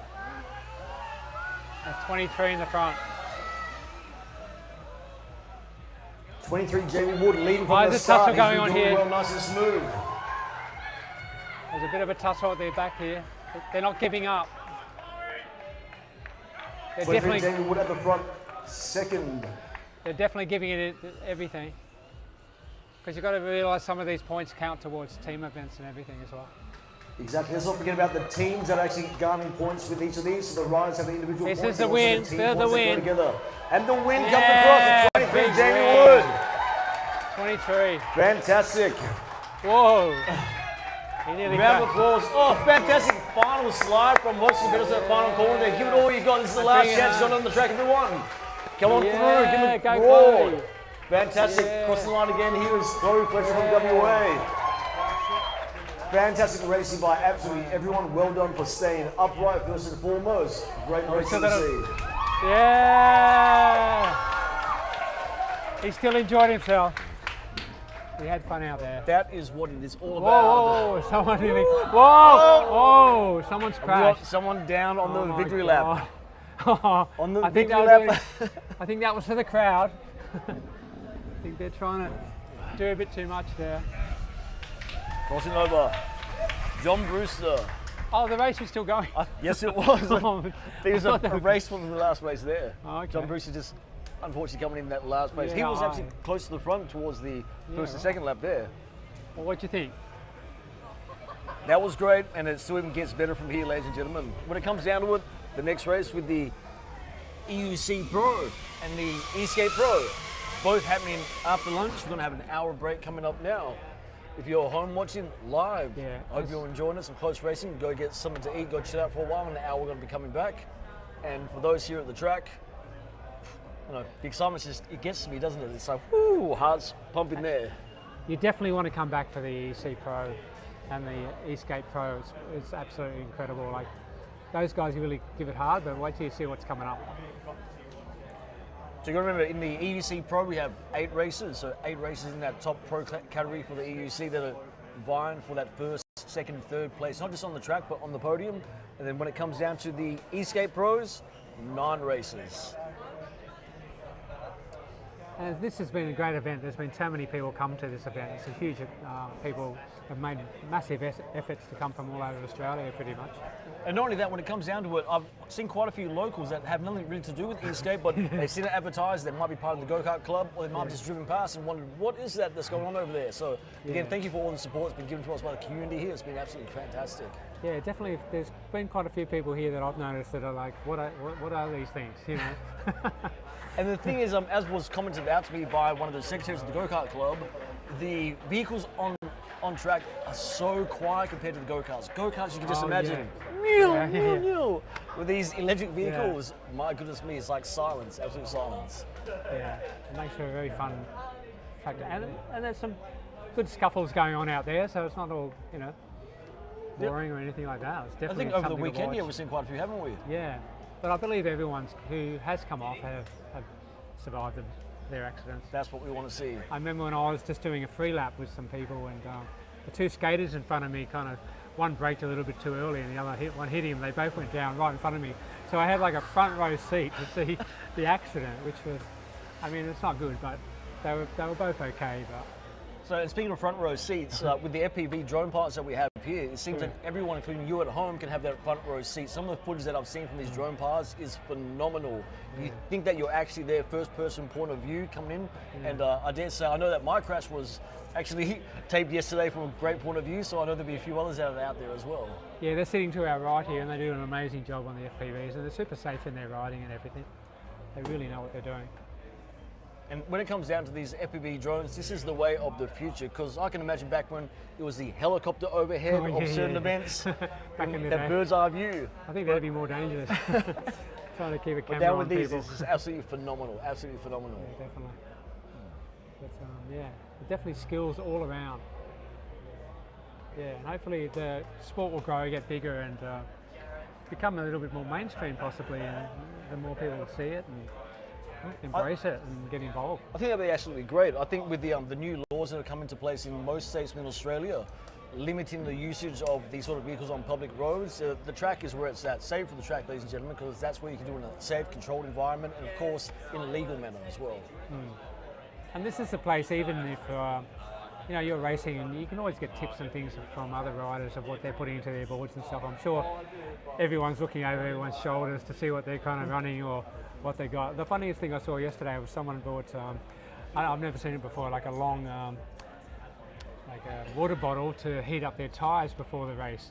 So they kind of put every little part into it, every little trick they can. Everyone else was like looking over the shoulder like, what's he got going on over there? He's got hot water bottles. He even bought his own kettle as well, so it was quite funny. Hey, every little bit helps, and when it comes to community as well, I think that, if you look at something like F1, for example, that everyone knows about, the competition between the teams and the secrecy and so forth, but everyone here, EUC or E-Skate, are so entwined and friendly, help each other out, that the community spirit, I must say, is like one thing that I've not seen in all my years of either amateur or professional sport. So yeah, well done to the whole community here. And the funny thing with that rider as well, he had a bit of a crash out there, and he actually finished the race just with one shoe on and one sock.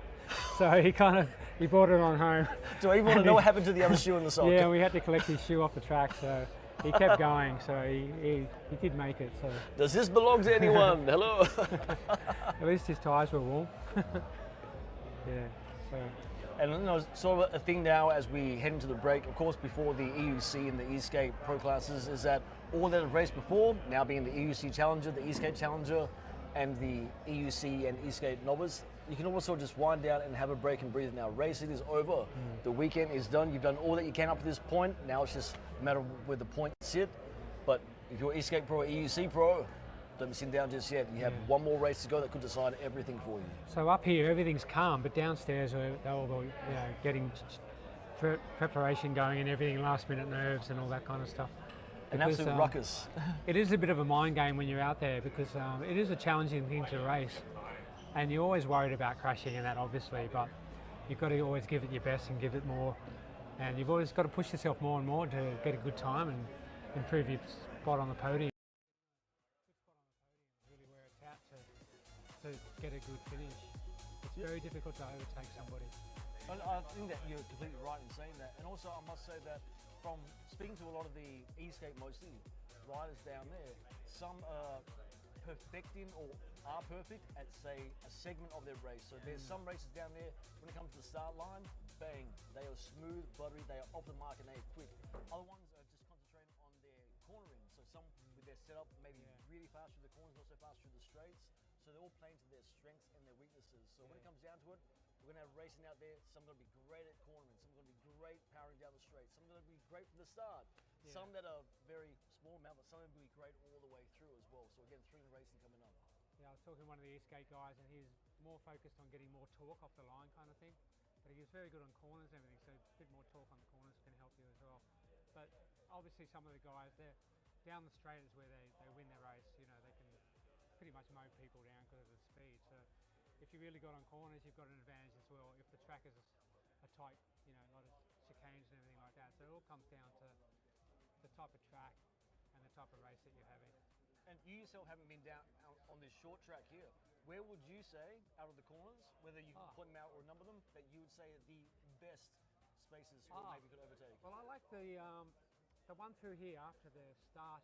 And you've got that part through here. It's quite open up through there. You've got a bit of an opportunity, even though it looks like it's going uphill a little bit, because a lot of the other corners are very tight corners and there's not much space to get around. But probably the most place for overtaking is at the end of the straight here, just as you're running into here. So some people come out way too wide and it gives an opportunity for people to cut in, and if they've got the speed they can take them on the straight. But there's that final corner. Yeah, the final corner is what can make a big difference. I think absolutely right there. And of course, with yesterday racing on the shorter track, the medium-sized track and longer track as well, big difference there. But you're completely right. When it comes down to this short track, of course, being 5 laps rather than 3, the corners are tight. There's minimal space to overtake, but there is maximum chance to overtake when it comes down to it. Yeah, if you can get it's all about getting the right line. If you can get on someone's inside and it's safe, and you can get in there and slot in there, and you've got a bit of extra speed, that's probably, unless you've got a lot of speed down the straight, that's probably the only place you can do it. Yep, that's completely right. When it comes down to it, as you said, speed down the straight, some people have boards that they just power through anything and anyone. Yeah. Others have a bit more of a suspension setup where they can calm through the corners a lot tighter or tighten up their line if need be. So pretty much it's anyone's game because it's in the straight or the corners, either or, and maximum opportunities to overtake. Because you've got to understand that everyone's trying to fly down the straight for the finishing line, but the good thing about this track is the corner at the end of the finishing line is quite a pretty nice corner. It plays nice with these kind of wheels in that you're not going to go down too fast and crash at the last minute. So you can actually ride it out. A lot of people hit this corner pretty quick. So it gives you that opportunity to slow down. Instead of having some hairpin bend at the end of the straight kind of thing. It really makes for some excitement towards the end. And what you may not be able to see there either on the live stream or as you look upon with FPV drone footage, but at the very end before the final corner, on the far left-hand side, which is on the racing line, is actually a bit of a divot that comes down. So it has been marked out to all the racers there and circled, but there is a bit of a mini pothole where it's sunk a little bit on that racing line. So watch out for that. There could be some cause for some instances there during the pro classes. Hang on a second, we might have some late mail here. Scott? We might just on the live stream, we just might find out if he actually beat me on the line. How did we go? I got you on the line, I think, did I? I don't know, have you found out the results? The points, and I've been looking at the points, I think you got 3 Oh, sorry, go away. Go. Yeah. No, that's enough of Wish you. you never did it live now. Never did it on that live. What am I doing? Edit that bit out. Yeah, just edit that. Go, it's a live stream. Oh no.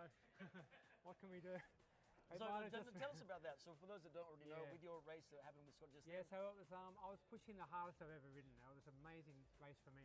Everything felt fantastic. Everything was lining up, and I gained 2 places, which was pretty hard. So I was really impressed with that. And then on the last lap, the guy on my inside, the last thing I saw was he was on the grass and wobbling like everything. And I thought, I got this, because he's in the grass, you know, he's mowing lawns, you know. and so I'm coming down the straight and like the crowd's cheering and everything like that. So I went for the whole, put the hands up type of thing. And then out of the middle of nowhere, this guy just appears.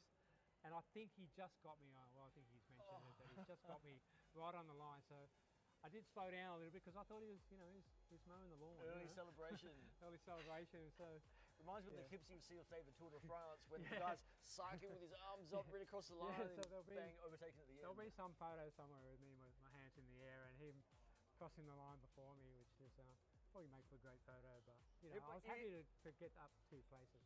Even in the result in a win, like resulting in like a moment, you know.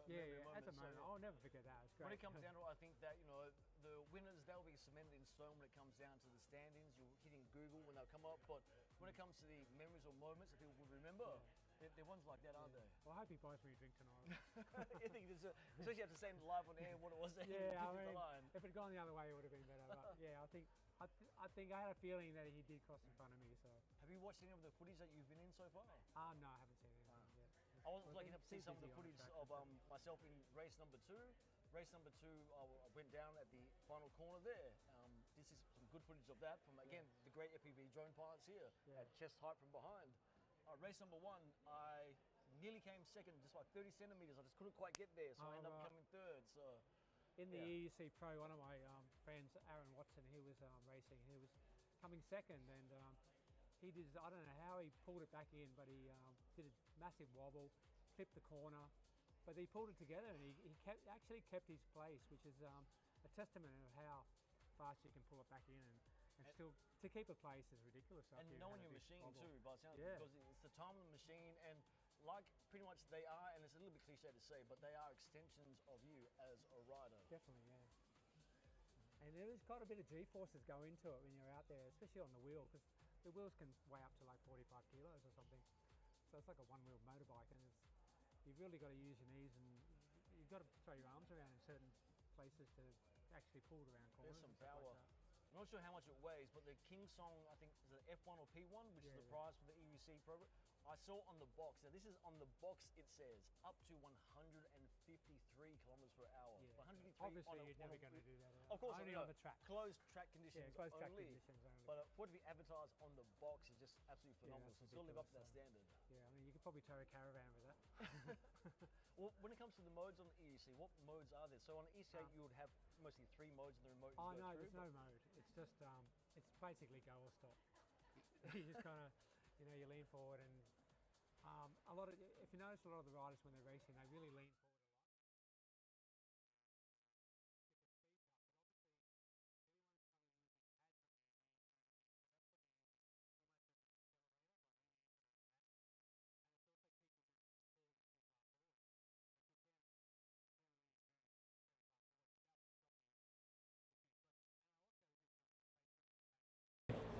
And also, I've got to ask you, in terms of, so with EUC, something that not a lot of people have either looked at as, hey, this might be a possibility for me, but they might be a little bit worried. What were some of the biggest scare factors for you when you first started? Oh, challenging. Okay, so challenging, yeah. So this was back in 2017 was the first time I didn't know what I was watching.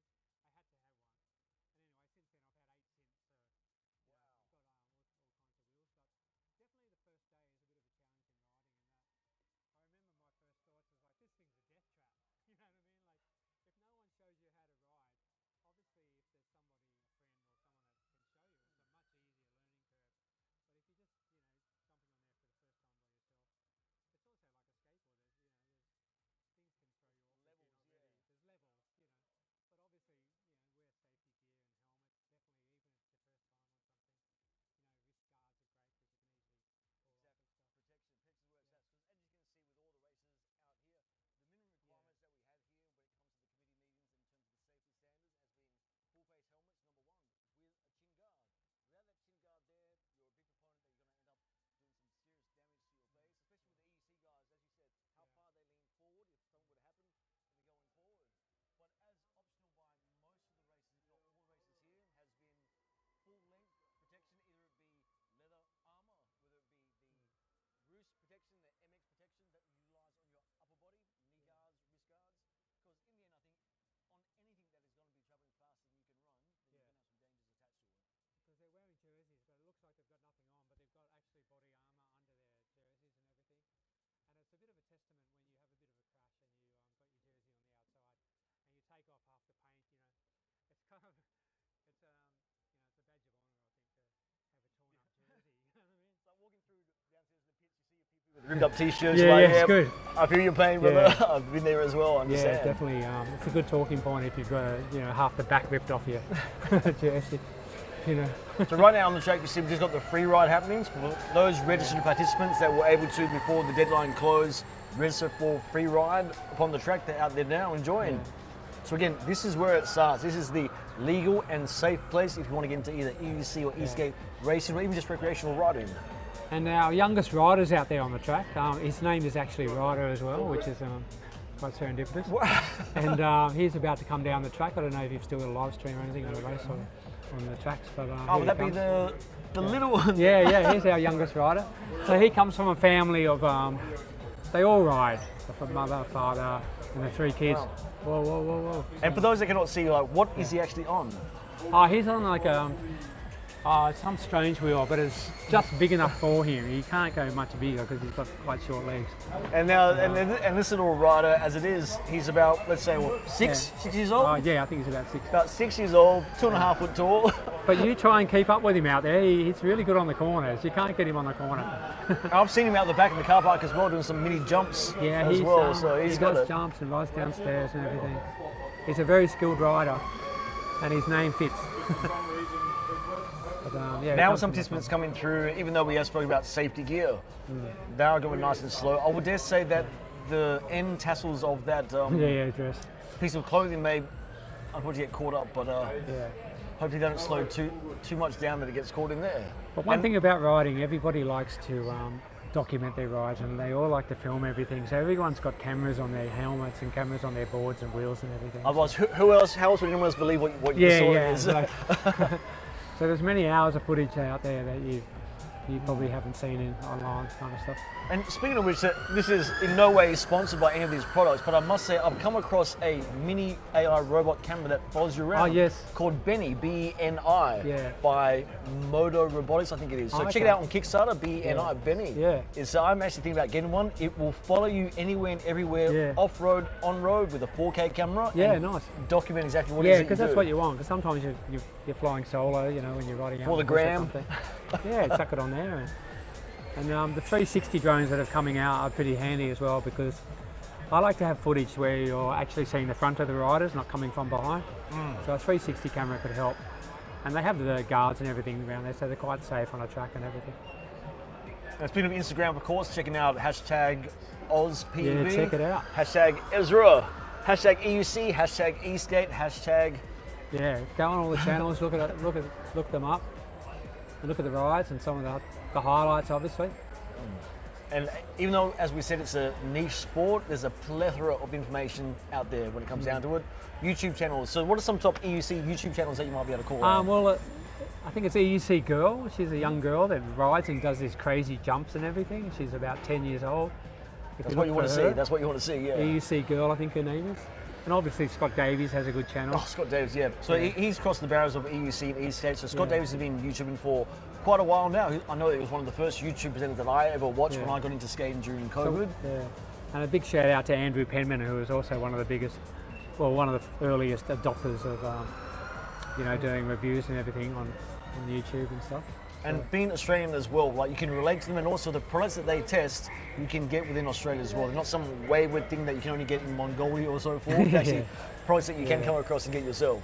And the thing with the new wheels and everything, I don't know if people are aware, but the amount of technology and improvements in the wheels of how far they've come since 2017. They were kind of like a little spaceship, but now they're kind of really dialed in. And a lot of them have suspension and seats and lights and also chargers for your phones in there and Bluetooth speakers and everything built in, fancy lights and everything. So they're really evolving all the time. And there's kind of niche wheels for certain things, like for off-road, you'll have an off-road tyre and proper suspension, whereas another kind of wheel might be better suited for street wheels, for speed and that kind of thing. There's that selection. So would you say, if you looked at your 2017 model EUC to your current model, what are two big factors that are different? Well, they didn't do pads on the side of the wheels back then. There was no pads. It was just a smooth finish and everything like that. And just a nice light going around. And they were white, I believe, white and blue. So they look kind of space age. And anyone who saw one was like, what the hell is that? But and one thing I suppose that's advanced that you need to have your faith in is the gyro in there. And all the key that's keeping you upright. I mean, I've probably only had one issue where I was leaning forward and I went into like a bit of a divot in the road. That was probably the only scary time that I thought I might fall off. But generally, what the thing with e-unis and stuff, it's a bigger wheel, so it's not like a small scooter tire where any little rock or something can throw you over, especially if you hit a gutter or something. You're straight over the handlebars. Whereas a big wheel, you got more chance to be able to roll over it, kind of thing. So a lot more room for off-road and on-road, depending of course the tyre selection as well. Now speaking of tyres and big tyres, I don't know if you've seen these American boards that have come here to to race. The They're more e-skateboards? yeah. Yeah, well, I've They're got to say, more- so Jeffy J from WA, shout out to Jeffy J there in the E-Skate Pro. He was actually one of the first that I've ever seen that had the go-kart wheels upon his go-kart Mo wheels, right. Stooge race board. And at first, let me tell you that we all thought it was a joke to begin with. Yeah, But it looks ridiculous. when it comes down to it, so we think about this, the tyres that he's running there, they're running at 10 PSI. So with our tyres that we're running through the rest of E-Skate, we could be At anywhere 60. from 25 through to 55. Yeah. He's running at 10 PSI, but he is throwing that thing around. It's not light, No. but And they've even- got some weight too. that's some weight to do. So yeah, credit to you, Jeffy J, for being able to master that board and those go-kart Yeah. tyres in the first place. Probably, I believe you are the first one in Australia. Happened brought to you by Mo from Stooge Race Boards, and you've been doing well. So we'll see how you do as well in the next pro final, as you line up against Morgan Brady, of course, who's the unofficial #1, Yeah. as it is within E-Skate. And we have Taz Venturis, of course, is Yeah, one of the he's one of the- Ezra founders. Has been there from the Yeah. start. He's been a big supporter of the. He's really driven this whole thing pretty much to get it to where it is. I recall from being a founding member of Ezra as well from the beginning, we actually began on a local community radio-controlled vehicle track, track, yeah. and Nice. then a little community BMX track, and then just look at it now, coming from Yeah, it's going a lot. 2021 Yeah. to now. Like again, look at us now. Here we are at the internationally acclaimed Coffs Harbour Yeah, Kart it's definitely track. the best track I've ever been to. And I can't believe those boards. I mean, I've seen a lot of skateboards, but this, even coming here, I have never seen a board like they're riding down there. I don't know how they stay on there. It's like a. I'm going to imagine what it'll be like next year as well with what comes out. And they're noisy. You can hear them coming from a mile away. So if that's behind you, you've got to get out of their way. I can tell you from being able to race a Propel Vector at this board, being sponsored by Propel and then providing the board for me on this race meet, the open gearing is something that it sends shivers down your spine. Yeah. I was one of the ones that would used to hear it, but now I'm actually on it. It gets you going. Yeah, They're coming yeah. behind you. Once you hear that noise and that, you're like, I want to get off. Because it was funny with Taz. I do a bit of photography, and he said I was allowed to come on the track and take some photos. Anyway, probably the second corner, he's coming around, and he's had this spectacular accident, and I've had the camera right in his face. So Oh, there's going to be some great shots. I got some amazing photos of his accident. It was almost like, do I stop taking the photo or do I run over to help? But people, if they have a great crash, they really want the photos first. You know what I mean? Like watching the the train wreck. injuries later. So you kind of get the shot and then run over and see if he's okay. But, Taz, you got to be happy with that. you know, and he was. It always cheers you up if you've had an accident. Oh, we got the photo of that. You know, it's like, oh, great. That's You the know, memory right there. Something Yeah. will live on, you know. So There's always a story to tell when it comes down to it. because it's And- always if there's a crash, did anyone film it? You know. It's amazing that we all think that. Yeah, yeah. Like, we want to see. Are we in one piece? Yeah, Yep. yeah. Did anyone get the footage? Everything there. Yeah. I mean, I've seen quite a few accidents, but everyone pretty much gets up and walks away from them. There hasn't been too many bad injuries that I've been aware Thank of. goodness, yes, as well. So it is safe if you're wearing, mainly if you're wearing all the safety gear, it's going to help you a lot. Like if you went out there in thongs and a t-shirt, forget about it, you know. So you want to have all the gear. As my father always said, if someone can travel that goes faster than you can run, then just be careful out Yeah, there. definitely always wear a helmet and everything. Like, yeah, just always wear a helmet, even if you picked up a new board or anything. I mean, one of my friends he tried a one wheel for the first time, I think, and he broke his wrist. So that was just from the first ride. So these things can be a little bit dangerous, but wearing the right protection and everything will help you out to ride another day. Exactly. And I think also when it comes down to the mentality, try to ride within your means. And there's always going to be someone better than you. There's always going to be a bigger fish. But if you can ride within your means, attach to someone who is better than you and just try to progress your pace upward, that's the way to go. If you're going out there balls to the wall every Yeah, single time and your together. first time as well, as you just said about your friend, unfortunately there as well, you know, stuff happens. So try to keep it safe for everyone, including those around you. Yeah, definitely. Yeah, kind of work your way up to it. And one of the things about riding with an EUC, it's good to have some sort of railing or something to hold on to, just to get your balance and everything. And even trying to ride on, you know, quite firm grass or something, in case you do come off, it's not a bit of a softer landing kind of thing. So. And I've seen some of the EUC guys going in reverse as well. Yeah, and that's something I can't master. But apparently you're meant to steer with your elbow. I don't know how that works. You With look your over your elbow. and you look where you're pointing your elbow. So some of the guys are very talented in that. And I know there's at least one rider here that I've seen that can sit down and ride backwards. I mean, Wow. how do you do that? And with the skateboarders. And I take a bit of offence to that goofy-footed remark. I'm Well, that's what they call it. goofy-footed myself as well. Yeah, but that's what the term that we have. And one thing I It noticed as comes well. from surfing. Yeah. One thing I noticed as well is that when it comes to either being goofy or natural-footed, you could be goofy-footed, your friend could be goofy-footed, but you might hold the remote in different hands. Ah, true. And I think that makes a big difference. For me, being goofy-footed with the remote in my right hand, Right, yeah. you know, I tend to have my right hand sort of up to my chest, my left hand down nice and low. Look at Taz, who's also goofy-footed. Yeah. He tends to have it the other way around as well. So yeah, whatever floats your boat, I suppose, comes down to. Well, just in a quick poll, what's the best? Goofy foot is probably the best out of us two, isn't it? With the two goofy footers, I think the goofy foot position's the best. Goofy's the way to go. Position. Yeah, goofy's the way to go. Man. No, natural's always good too. I think when it comes down to each track as well, so each track, you can classify the corners when it comes to e-skate into a heel side or a toe side. If you're goofy-footed, your heel side, of course, would be a right-hander. If you're natural-footed, your heel side would be a left-hander. And some tracks actually are distinctly more sort of advantageous towards the goofy or natural-footed as well. So it makes a big difference which way you're facing into the corner. You know, so you might be coming in facing the corner, or you could be facing away from the corner, depending on the way you put your foot forwards. And in saying that, it could also either aid you or not aid you at all in terms of under or overtaking your opponents too. Yeah. Surely on an EUC you have a natural foot you lead with. Like if you were to jump. Yeah, you can. Yeah, you like everyone says, I favour my left leg, which you don't really notice that you're doing it. But so yeah, it's just probably the way you push forward on your natural kind of way you do it. And one thing that always fascinates me about EUCs is, especially with the races here, the start. Some like to give a big push up, some tend to just jump straight on with their foot onto the EUC. It is very advantageous to actually get a bit of a rolling start on an EUC instead of trying to, imagine on a push bike, you don't just kind of sit on it and then try and go. You want to get a bit of a roll going, it's much easier. Same with EUCs, it's one of the tricks when I learned riding, was to be rolling and going a little bit quicker is actually easier than going slower. And you just got to trust it. So it'd be like on the gun of 3, 2, go. You'd be pushing off on that foot. Yeah. And also they won't let you do a rolling start too much on here for the races. Oh, yeah. You have to have both feet on the ground. When the thing goes, you lift off with the other foot.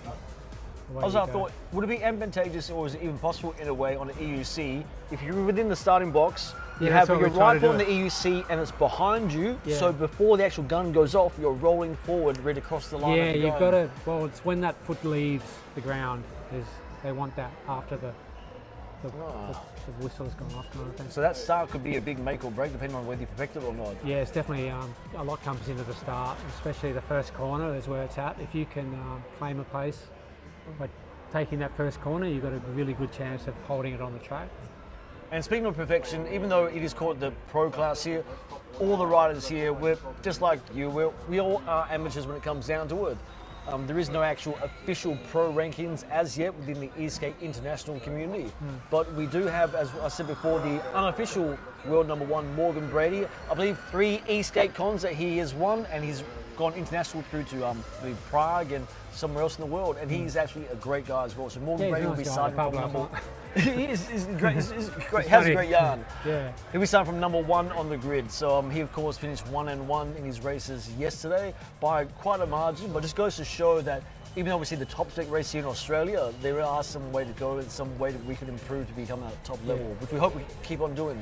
I'll give you an example of how it really matters with your times when you're setting a qualifying lap. Is that one of the guys here, he was coming second on the grid, but he thought he was done and dusted, and he thought that was a great time to be coming second.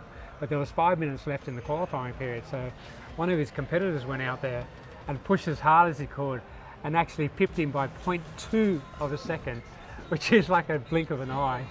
So that put him one place in front of him on the grid, which makes a huge difference. Down to the wire too. Down to the wire, when you're that close to get someone. And 0.2, what are we talking about? It's not even. A blink. It's ridiculous. Less than a blink. Less than a blink. You really got to get that time, and it's like in Formula 1. 1 second can be a ridiculous gap. So. Complacency, I believe. Like complacency is your enemy. Yeah. Whether you're out there on the track and you're qualifying, as what's just been said, or whether you're out there on the track during the race, complacency will get you into trouble. Yeah. You never relax. You never just fully think this is all good. You've always got to be prepared for fall or a corner or something. I think also complacency in terms of how far a lead you may have. Because in saying that, you don't always get the chance to look behind you with your eyes always forward in both EUC and E-Skate, but you're compared to maybe on one of those ones that doesn't make a sound like the open gear propel vectors and just creeping up on you when it comes down to it. Yeah. Silent but deadly. Yeah, you don't know that they're about to slipstream you know. And, but it's honestly, an EUC is like, it's one of the most freeing ways to ride. You've got no handlebars or anything like that. It's almost like where you want to go, you go kind of thing. It's not like a scooter or... It's like you're floating. Yeah, it's just like you want to... If you were to digitally take out the actual EUC in a movie, you just see someone just floating across. It's just hard to describe the feeling of it. It's just the most freeing thing that you can ride, actually, because it's all... Your body's just controlling where it goes and everything. There's nothing to worry about. Like now, if we could make them like aerial in a way, then we're doing it better. Beat the traffic. I'm thinking of Harry Potter when they play the sport with the broomsticks. Yeah, that would be Quidditch. Good. Yeah, but we ran into some people that actually play polo on them in Sydney. There's a whole polo club that run around the EUC. The young kids, they've got special mallets and everything, and they go playing polo with the EUC. So who needs horses these days? Come on, really. So who knows? Maybe the Olympics is going to have an EUC polo championship one day.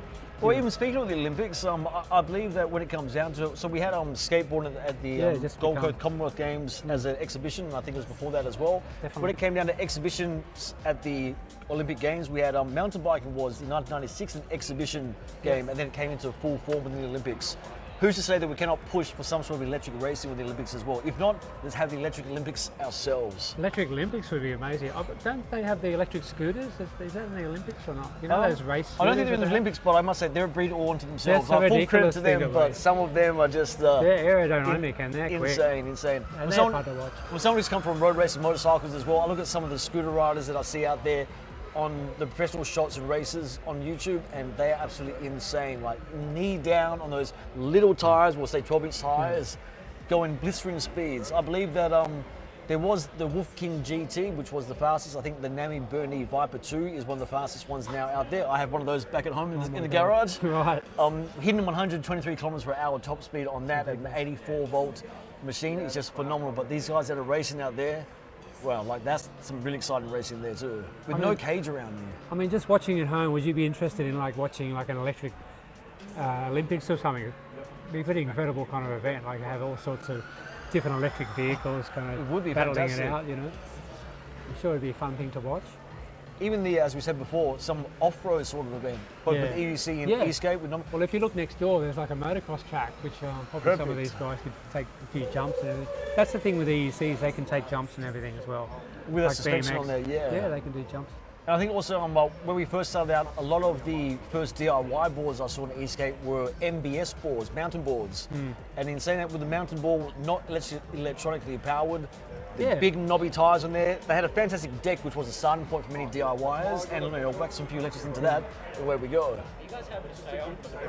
For sure. Yeah, keep that. Are we okay?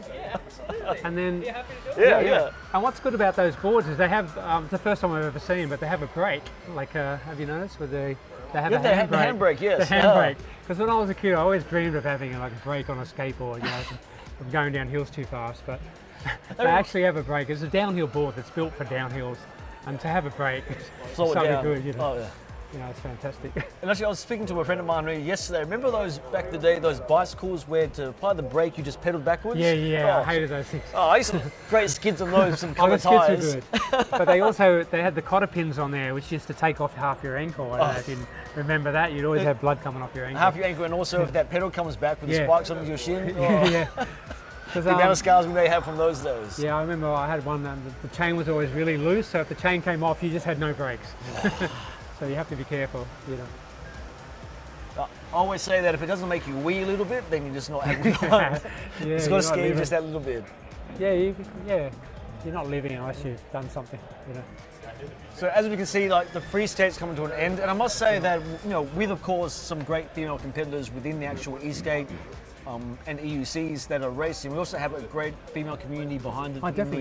In the all-out free ride that we have now. They go hard, they go really hard. But there's no difference between them and the boys when it comes down to it, absolutely. No.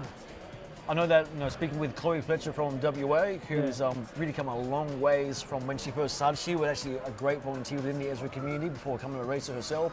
She's done leaps and bounds and now, of course, contesting with the E-Skate Challenger class. So yeah, sitting here in the seat, I'm giving up my free ride, and one of my friends is in the next race, but I'll be happy to call it up here if you're. Oh, fantastic! Stick Yeah, around for sure, and watch it. 110%. So yeah. Speaking of females, we have Bianca, who's just come off the track there. Yeah. She is Insta famous, as we like to put it. She's done some great promoting for Ezra when it comes down to it. Was that her yesterday? She was riding in white pants. Yes. And she went into the mud. And I was like, white pants, take a chance. What are you doing, kind of thing, But it made for some good footage. You're asking it's going to happen if you got white pants on, yeah? The mud is just going to somehow, You'll find a way. You'll find a way. It's found a way. There's something about it. I don't know. But of course, she's about to come around now, yeah. But of course, rest protective gear she does have on. No white pants today, unfortunately. Yeah, no white pants. But yeah, maybe because you learn about the mud, Once, shame on me. Twice, shame on me more so. Can't do it. Yeah. And also, we're sitting up here next to the video guys, and they're doing an amazing job. Obviously, they've got some great live feeds going on here all the time, and obviously, there's cameras on the starts and the finishes and everything to make sure that not just by eye, you can see actually who won, because we've had some pretty close finishes. Some really close finishes. Whereas beforehand with some races, we may have utilised the draggy unit, which of course records all your lap times as you cross the start and finish line. Within the races themselves, we're not utilising the draggy units for timing. Beforehand, we might have had the times of each of your races put together as a total in order to organise the podium, but now it's all about points. So points regarded to the first, second, third, fourth, fifth and sixth place. It's all about those points that they're going to put you on the podium or not on the podium. Now, speaking of Scott before, I believe he works for E-Riders, and now one of the major surprises of this event is it's a wheel from Kingsong, which is the 18 or something? I think it was the P something. The one that we spoke about earlier, that can do 150 kilometers per hour. Yeah. So again, E-Riders, thank you very much. Yeah, of course, with your conversations you had with Kingsong, who's been one of the major sponsors, you really made a breakthrough when it comes down to how popular and how much we can actually put into this event, especially with the sponsors being great, like Kingsong, Propel as well, major sponsor. Yep. Thank you very much for that. But yeah, congrats to the EUC Pro winner that can take home that absolute piece of a machine. And that's an expensive machine. It's not some. How much are we talking about here, roughly? Oh, it's probably, I don't know, $4,000, $5,000 at least. I think. I'm not sure. Not cheap, but it is pretty. Yeah, it's take that home, And of course, like Scott and the crew down there, they're supporting us with a lot of the prizes, not just prizes for the event category winners, but then they've got some armoured hoodies that they're putting up as prizes, a $205 voucher, I think, from memory. Correct me if I'm wrong when it comes down to it. So E-Ride has been absolutely stars when it comes to supporting this event. Gave me a free hat before. Free hat? Oh, yeah, I got a free hat. I have to call him that.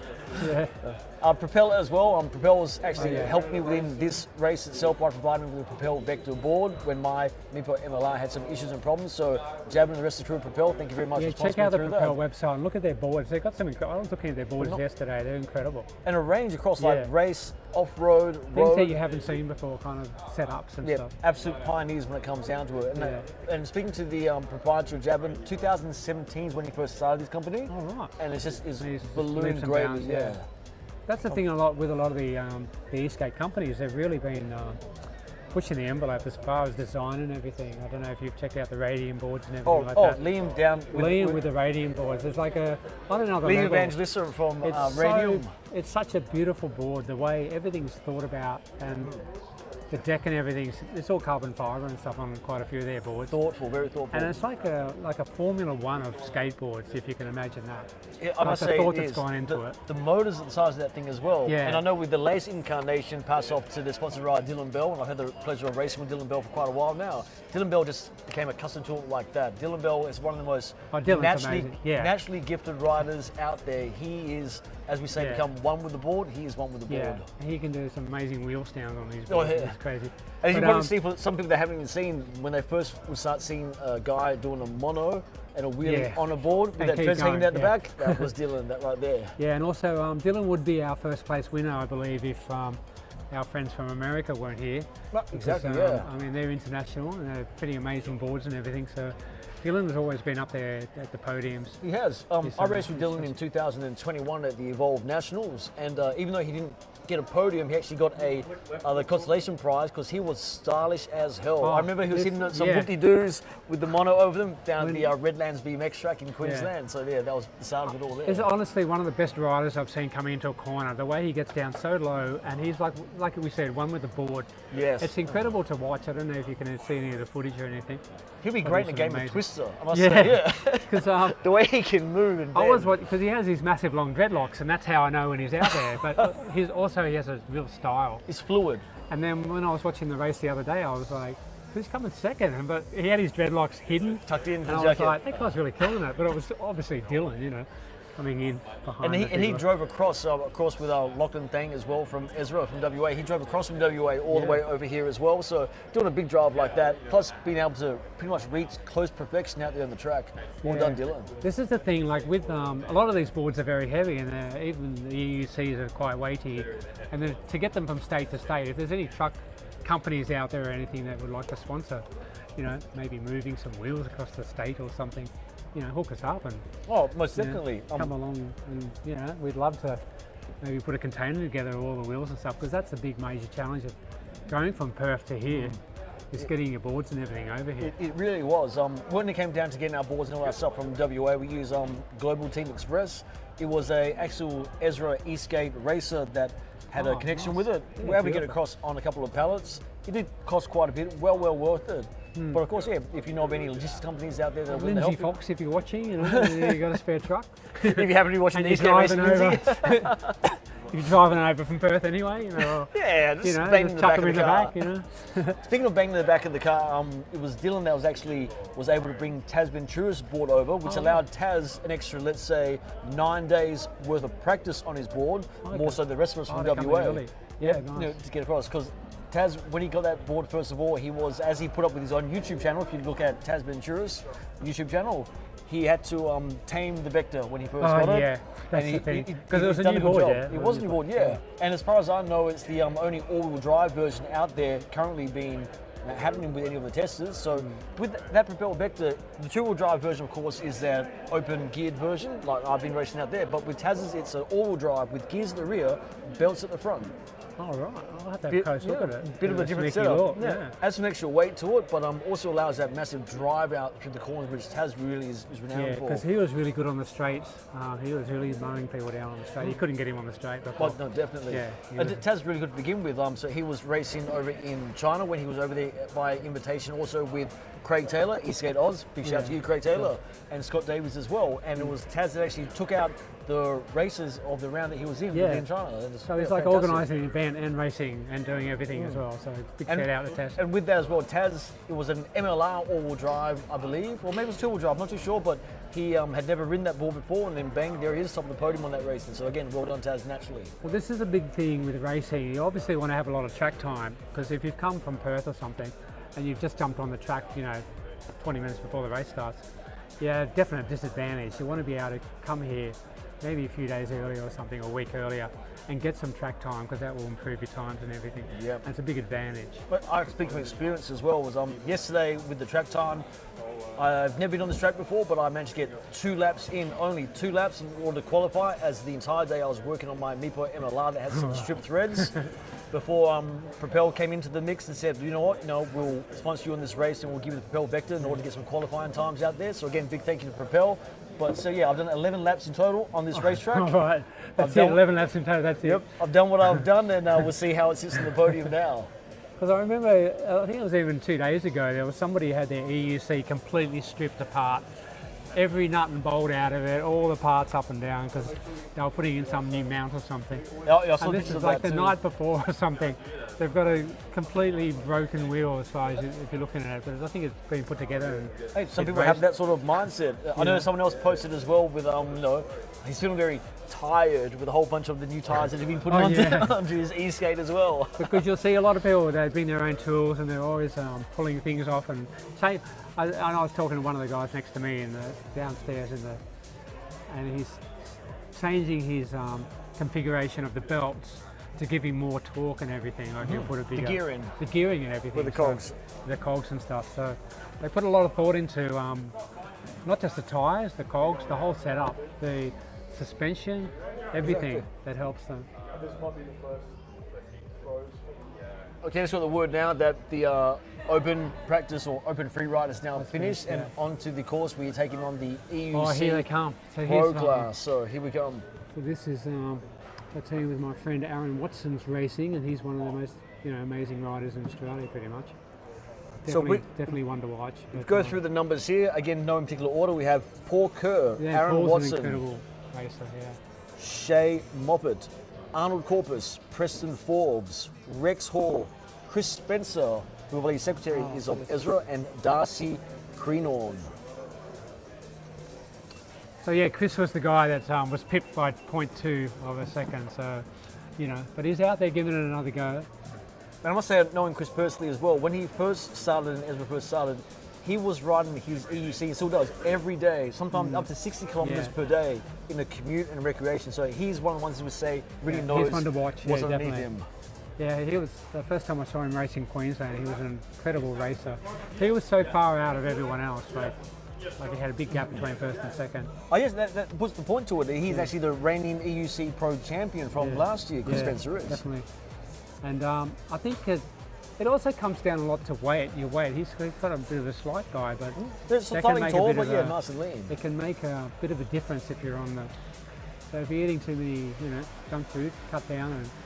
It's the easiest way to cut weight off cut it. weight, and if you want to get a podium finish, How would you say tyre pressures are a big difference when it comes to EUC? Oh, well, this is the thing. If you, they can go up to 45, 50 psi, and obviously the more you go, it might sound you better and faster and everything, but you can actually get more problems with speed wobbles when you come to slow down, because the tyre's sitting higher on the track. So they tend to deflate them a little bit to have a bit more grippage. And I have always wondered that. On a motorcycle, for example, you might run 33 psi at the front during a race, or even down to 25. Yeah.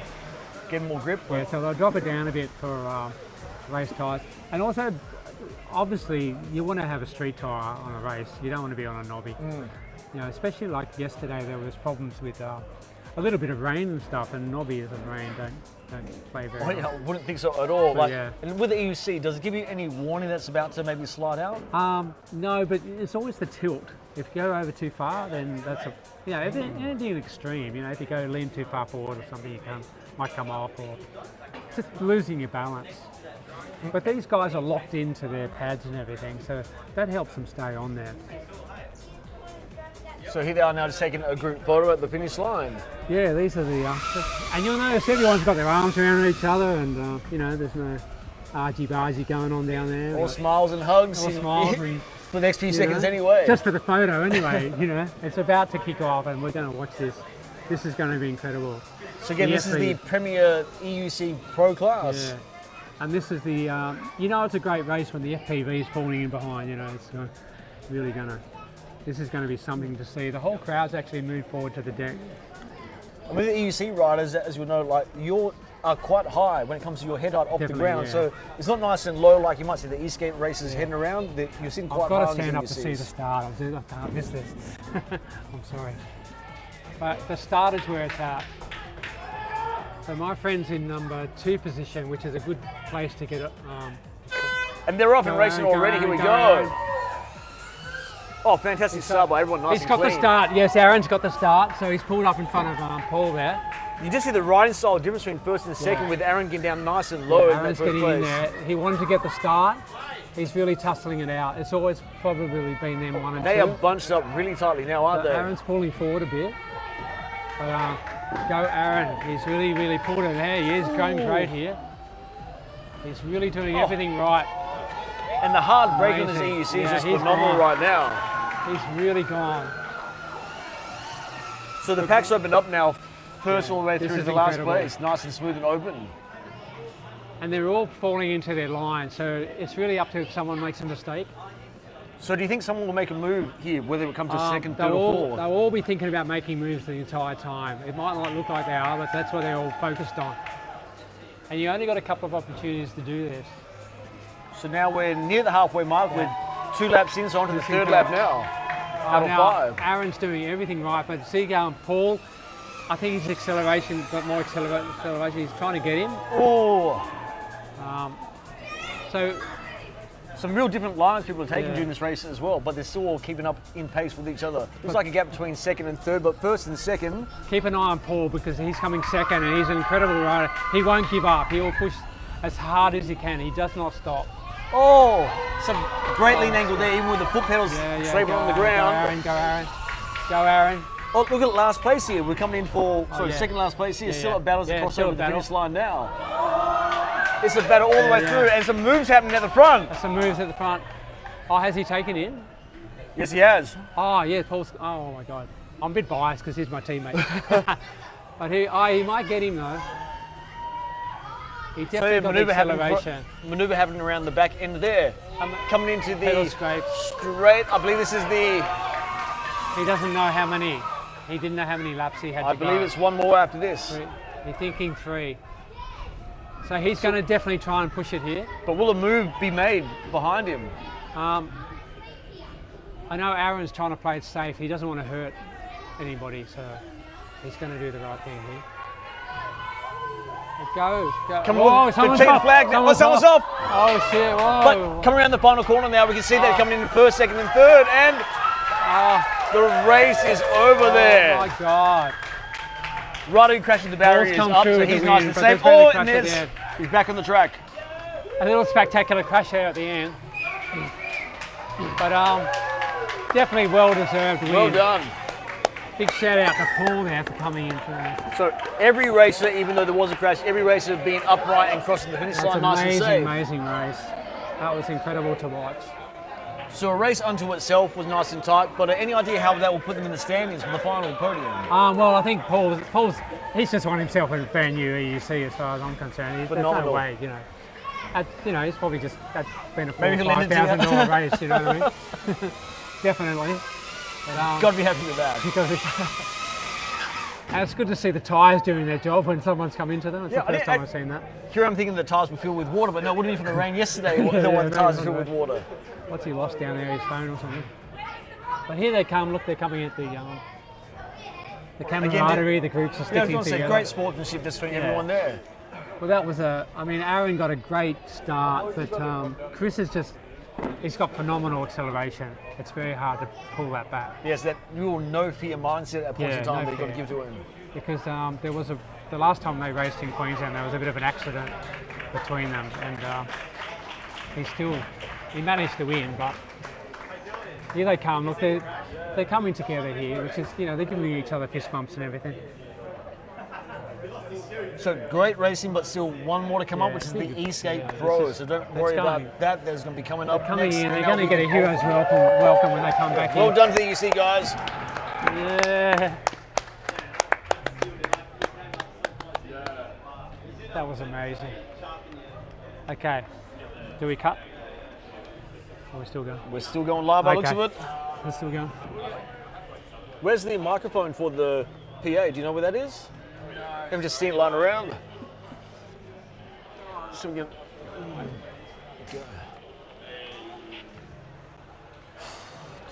You get a good footage on that one? Yeah, that's backwards interesting. Oh, did you get that? Yeah. Oh, sweet. Oh, here's that. Oh, there it is. Magic trick.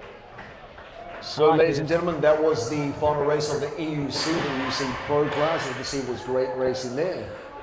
That will put an ultimate winner on podium number 1 and win the King Song EUC. This EUC valued at about $4,000 or $5,000 as the first prize for the podium winner. And on the box, as it says, capable of 153 kilometers per hour. Not that you would, but if you did, it would be in a closed private circuit, wearing all the safety gear. Yeah. But a great prize for the EUC Pro podium winner when that is presented. Thank you, Lockie, down there. Let's Marshall, give a big shout out to all the people who've been looking after the track and the races and everything. I've got to say that to the medics, thank you very much. You made us all feel especially safe, and we thank you for all your involvement here. For the race marshals, for the Coffs Harbour Kart Club, again, thank you for sponsoring our race down here and allowing us down this beautiful, internationally acclaimed venue. It is so beautifully well kept that, I don't know, it makes my dad jealous, and he thinks he has perfect form, I must tell you. And a great It's time to get some fantastic down food here. and coffee and stuff. Don't forget, you're really here to catch a drink or a bite to eat up at the Go-Kart Club canteen. Always there ready to serve you. If you like an ice cream, I dare say and suggest the red ice cream split. This is one of my favourites. It's a great one down there. And we're coming up for the E-Skate Pro Final. The E-Skate Pro Final, hotly contested with the unofficial world #1 Morgan Brady, a whole bunch of guys and team members from WA, plus the rest of the states all competing, and it is anyone's race, I'll tell you that, because as we just saw before, anything can happen at any time. I'm going to go down and see my mate and come back in 10 minutes or something. Yeah, but before the race, any time's fine. Yeah, thanks, easy. mate. Okay, live feed. Are we still on? I'll pretend that we are. So right now we're just waiting for the E-Skate Pro class to come up, a bit of a breather behind, and as we go through with the races here, I can probably speak personally about each one of the races as we come through.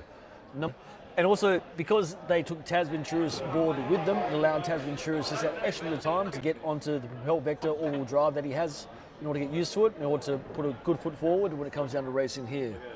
Jeff Cameron, Jeffy J. Jeffy J, I love you, I must say. Jeffy J is running the go-kart tyres on this one, his Stooge V6 race board. He was one of the ones that was the first, I must say, person to showcase these go-kart wheels in the front. We're talking about yourself and Dylan coming across the Nullarbor. Yep. Mission. Absolute mission. But I've never, there's smells that you mentioned never experienced. But I just wanted to come down. Final race of the day. Yep. I am hyped. Big I time. can't even breathe right now. I'm puffing. And I must say, like, with us, both of us coming from WA, we have a personal attachment to most of these races here. I've got attachments to most of all these boys. Whether they're from WA, whether they're local guys. There's boys that are riding for Team Radium, which of Yep, Liam Evangelista, shout out to you. Thank you very much. yeah, like big shout out to Liam. Big shout out to Radium. You guys are amazing boards. And being like Aussie, locally grown as well, like taking on some of the international branding companies. Holding it to them. Holding it to them. Plus some. With that Mark 1. They got a bit of an R&D board out there under Dylan's feet today. So. And your board is the previous version, is it not? I was just riding a standard Mark 1. The Mark 1S just came out recently, which is really pretty. I've got to have a shot at one of them soon. That's the thing, it is pretty. It is nice pretty. board. But I'm going to get back down. I've got work to do. But I just wanted to come up here and tell you how hyped up I am, because this is amazing.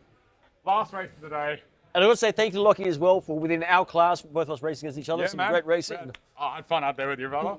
Always. It's nothing but fun. I got to man. keep moving. Fine. Easy. I love you. Okay, Lachlan thing there, of course, and a great guy. You gotta love him. You gotta love everyone in the community here. Like, there is no ego when it comes down to it, and everyone is on the level. And hey, we're there to help each other.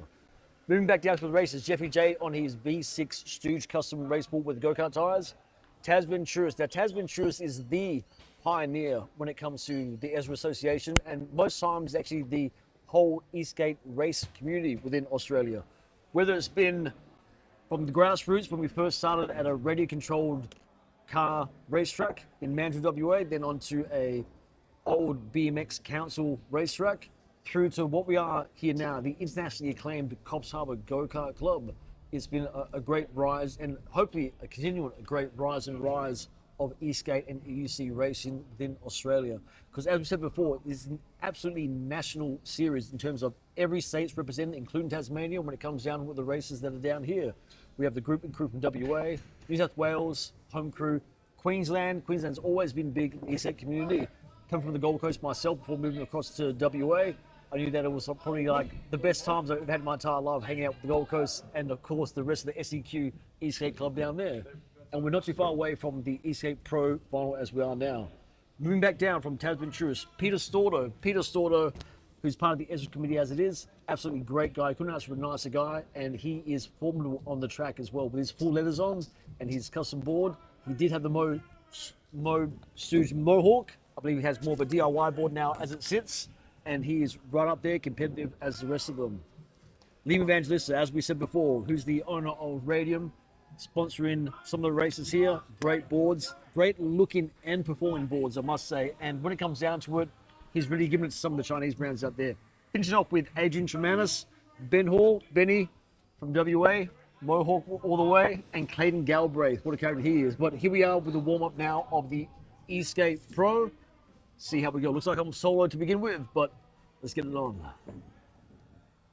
Ladies and gentlemen, the E-Skate Pro class coming up. This is the premier race of the entire series. So this is what it's led up to. Featuring some fantastic races. As we said before, going in no particular order. The unofficial world number one, Morgan Brady. Dylan Bell, Mr. Dreadlock Dylan. Jeffy J, Jeff Cameron from WA with the big go-kart tries. How you going? Taz Venturis, the pioneer of Ezra in the first place. Peter Stordo, great Ezra community team member, great stand-up guy. Liam Evangelista from, of course, Radium, which is a great sponsor, and they make great boards, good looking and good performing. Adrian Tremanis, Clayton Galbraith, and finish off with Benny Hall. Well done, Benny. This is going to be it for the series. Now, anything could happen in this race, as we know. There could be some ups and downs. There's so many opportunities for under or overtaking. And of course, as compared to yesterday, this is a 5-lap race compared to the 3-lap race of this, the short track.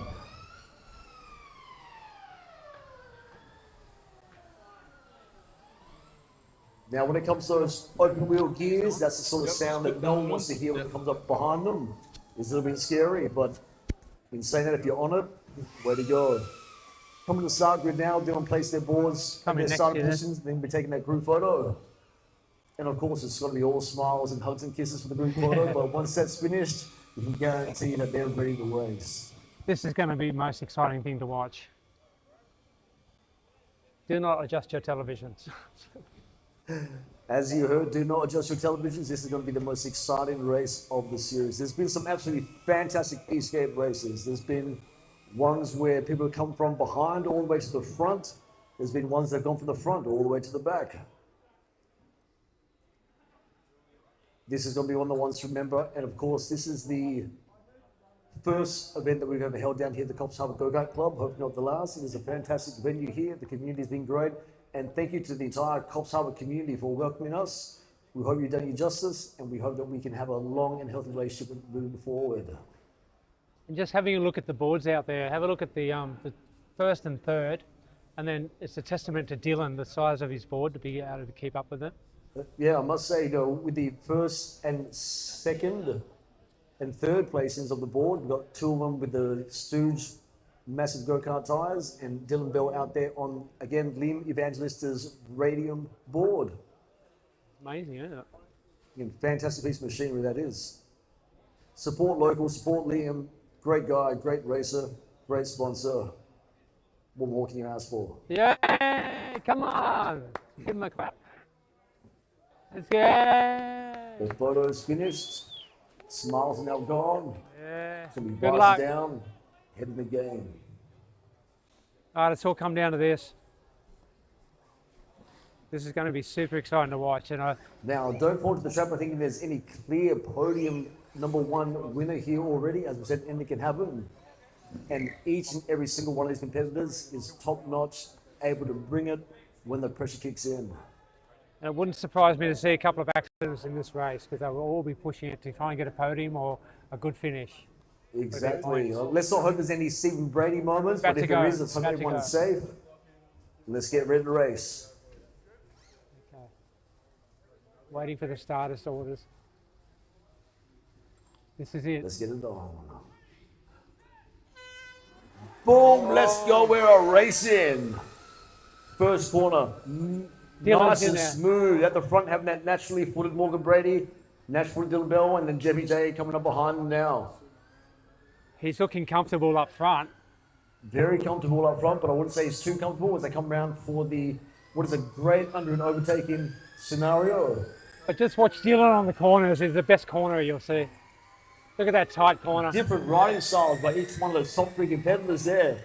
1, 2, 3, and 4. We have Morgan Brady, Dylan Bell, Jeffy J, and Taz Venturis coming up in fourth. Anyone's game now as the crowd opens up a little bit, but this is where you don't become complacent. Bit of a tussle between fourth and fifth.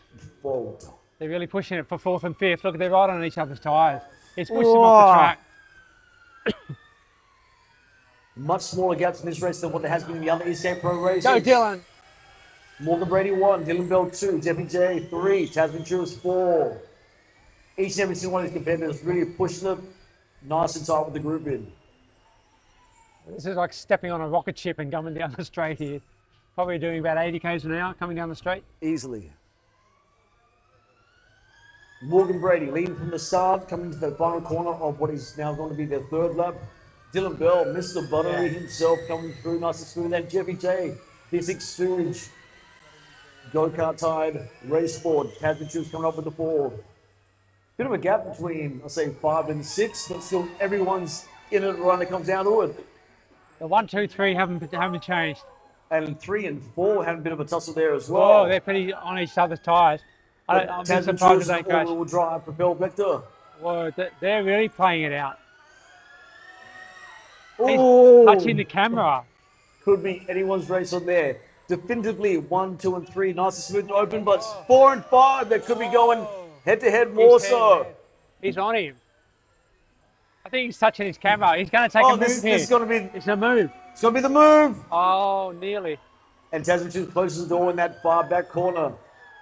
Coming around the last part of the straight for the final lap, Morgan Brady. Again, Dylan Bell, Jeffy J, and 4th and 5th. If you place your eyes to 4th and 5th, this is where the race is going to be at, ladies and gentlemen. This is 4th and 5th. Look at This is the this. battle. As they come around the final corner, will be the 2nd and final lap. Tasman Churus running 4th. And the final lap for them. So next time that we see the first competitor across the finish line, it will be that it is it, lights out, E-Skate Pro race is over. And here it comes, he's coming in. With Morgan Brady coming around the final corner, nice and breezy, down the straight for number 1. Morgan Brady. Yeah. And Dylan Bell and Jeffrey J. Coming in 1, 2, and 3, but the 4 and 5 battle still continues at the very last corner here with Tasman Churus sliding in front. Busting it through across the line. Well done to you, Taz, coming in 4th there. That was a great battle, fantastic. And we still have no one coming off now, which is going to be great. It was a nice and safe and tight. Pushing it as we can. Everyone crossing the line safely. Benny Hall crossing the line as well. Fantastic, nice and safe. Everyone stayed upright. Fantastic race, everyone. Great race to watch. Great to see that no one's had a crash or anything. Ladies and gentlemen, that is it. Give it up for the entire Ezra and E-Skate and EUC community. Final race is done. Fantastic event, fantastic racing, fantastic racers, fantastic sponsors, fantastic community members, and fantastic spectators. Thank you very much. Well done to the E-Skate Pro class. Really give it to them. That's what racing is all about. Got to be happy with that.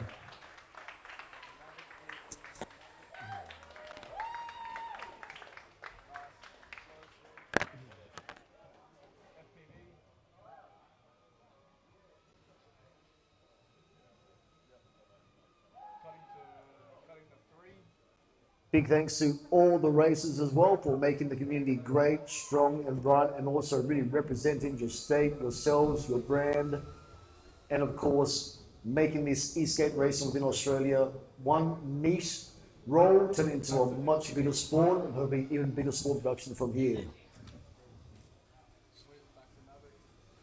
Again, shout out to our sponsors, ASEC, OMW, Marsden, Bluetti, AUS PEV of course, Propel, Ezra.org.au, which is the association behind each and every one of these races. E-Riders, who've done a great job themselves in conjunction with Kingston, presenting the #1 prize, the podium winner of EUC, with E-Cruise Australia, MIPO, and Rev.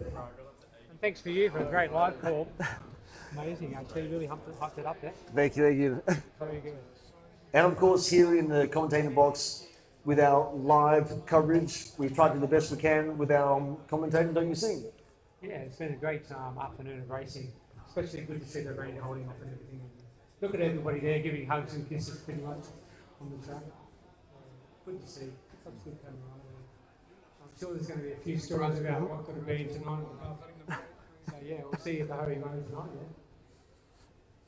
yeah. Yes, of course. In attachment with our sponsors, also the Hoey Moe, the local pub that has sponsored this event in terms of giving some great specials to the riders and racers that are along here. So if you get a chance to, in order to patronise the Holy Moly, please go ahead. It's a great place to wind up at the end of the day. Who doesn't deserve a cold beer after this, really? But do not drink in the ride or drive. Thanks for watching. Yep, thanks guys on the YouTube live. As you can say, we've done the best that we can when it comes down to it, and we hope you've enjoyed it. There's always going to be comments, always going to be haters and lovers, of course, but hey, what it comes down to is that we've got some great racing, we've got progression of the sport, which is number one main thing that we all want to see in a safe, legal manner, and who's to say, you know, it could be you down on the track next time. We hope to see you there. I hope you've seen something you've never seen before, actually. You know, EUC racing, E-Skate racing. And hopefully the sport will get bigger, and the more people that see it, the more people want to do it. And I dare say, when it comes to Australians and Aussies as it is, we can be at the forefront. We have those, when it comes to the brands from China and so forth, really pushing it. Who say the races aren't really the best as what we are? And when it comes down to the homegrown Liam Evangelista down with Radium, anything's possible. We can have down here the production, the manufacturing, the engineering, and the races all coming from Australia. So as a community, Australia, let's represent. Before we finish up, let's just talk about our great sponsors here. We've got Propel. And great shirts as well. Yeah, great shirts, E-Riders. We've got the King Song. And obviously Draggy's been, we couldn't do it without a Draggy, you know. Yeah, with Draggy, number one, we've tried some different circumstances in the start, but Draggy, they actually, with each of us, co-created the Blue Eddy, the way that the Draggy is represented within the E-Skate community. And it is, I say, the best timing device for personal use or for race use that I've ever come across when it comes to E-Skate. Yeah, to get a good track time or something. Even to be able to go on the track and see if you can beat yourself, you know, the drag is the thing to use. Exactly, and you can also jump on the Ezra website, and they have a Draggy discount code as well that you can input in there, so you get a few bucks off your Draggy when it comes down to it.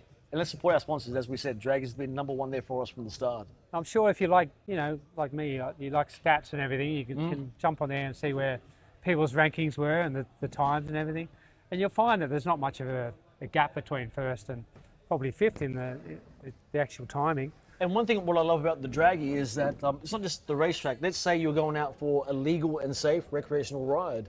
If you're doing the same recreational ride over and over, you can create your own track on the Draggy. But also with the Draggy, it's representing stuff like G-forces that are involved, your top speed, your acceleration. There's so much metrics when it comes down to it, there will be even beyond what it is that we can possibly compare. So yeah, for even the tech heads out there, Draggy's the way to go. It's got everything under the hood there. Yeah, it just works off an app and connects to your phone and everything. And with the there's two versions as far as I know. There's the Draggy and Draggy Pro. The Draggy will need an attachment via Bluetooth to your phone, so your phone will need to stay with you as you progress through. But with the Draggy Pro, it actually has a self-recording mechanism upon its own drive. They can then transfer up to the cloud, and it does not need your phone in order to operate. It has all the metrics within itself. Are we running another race here, or what's happening?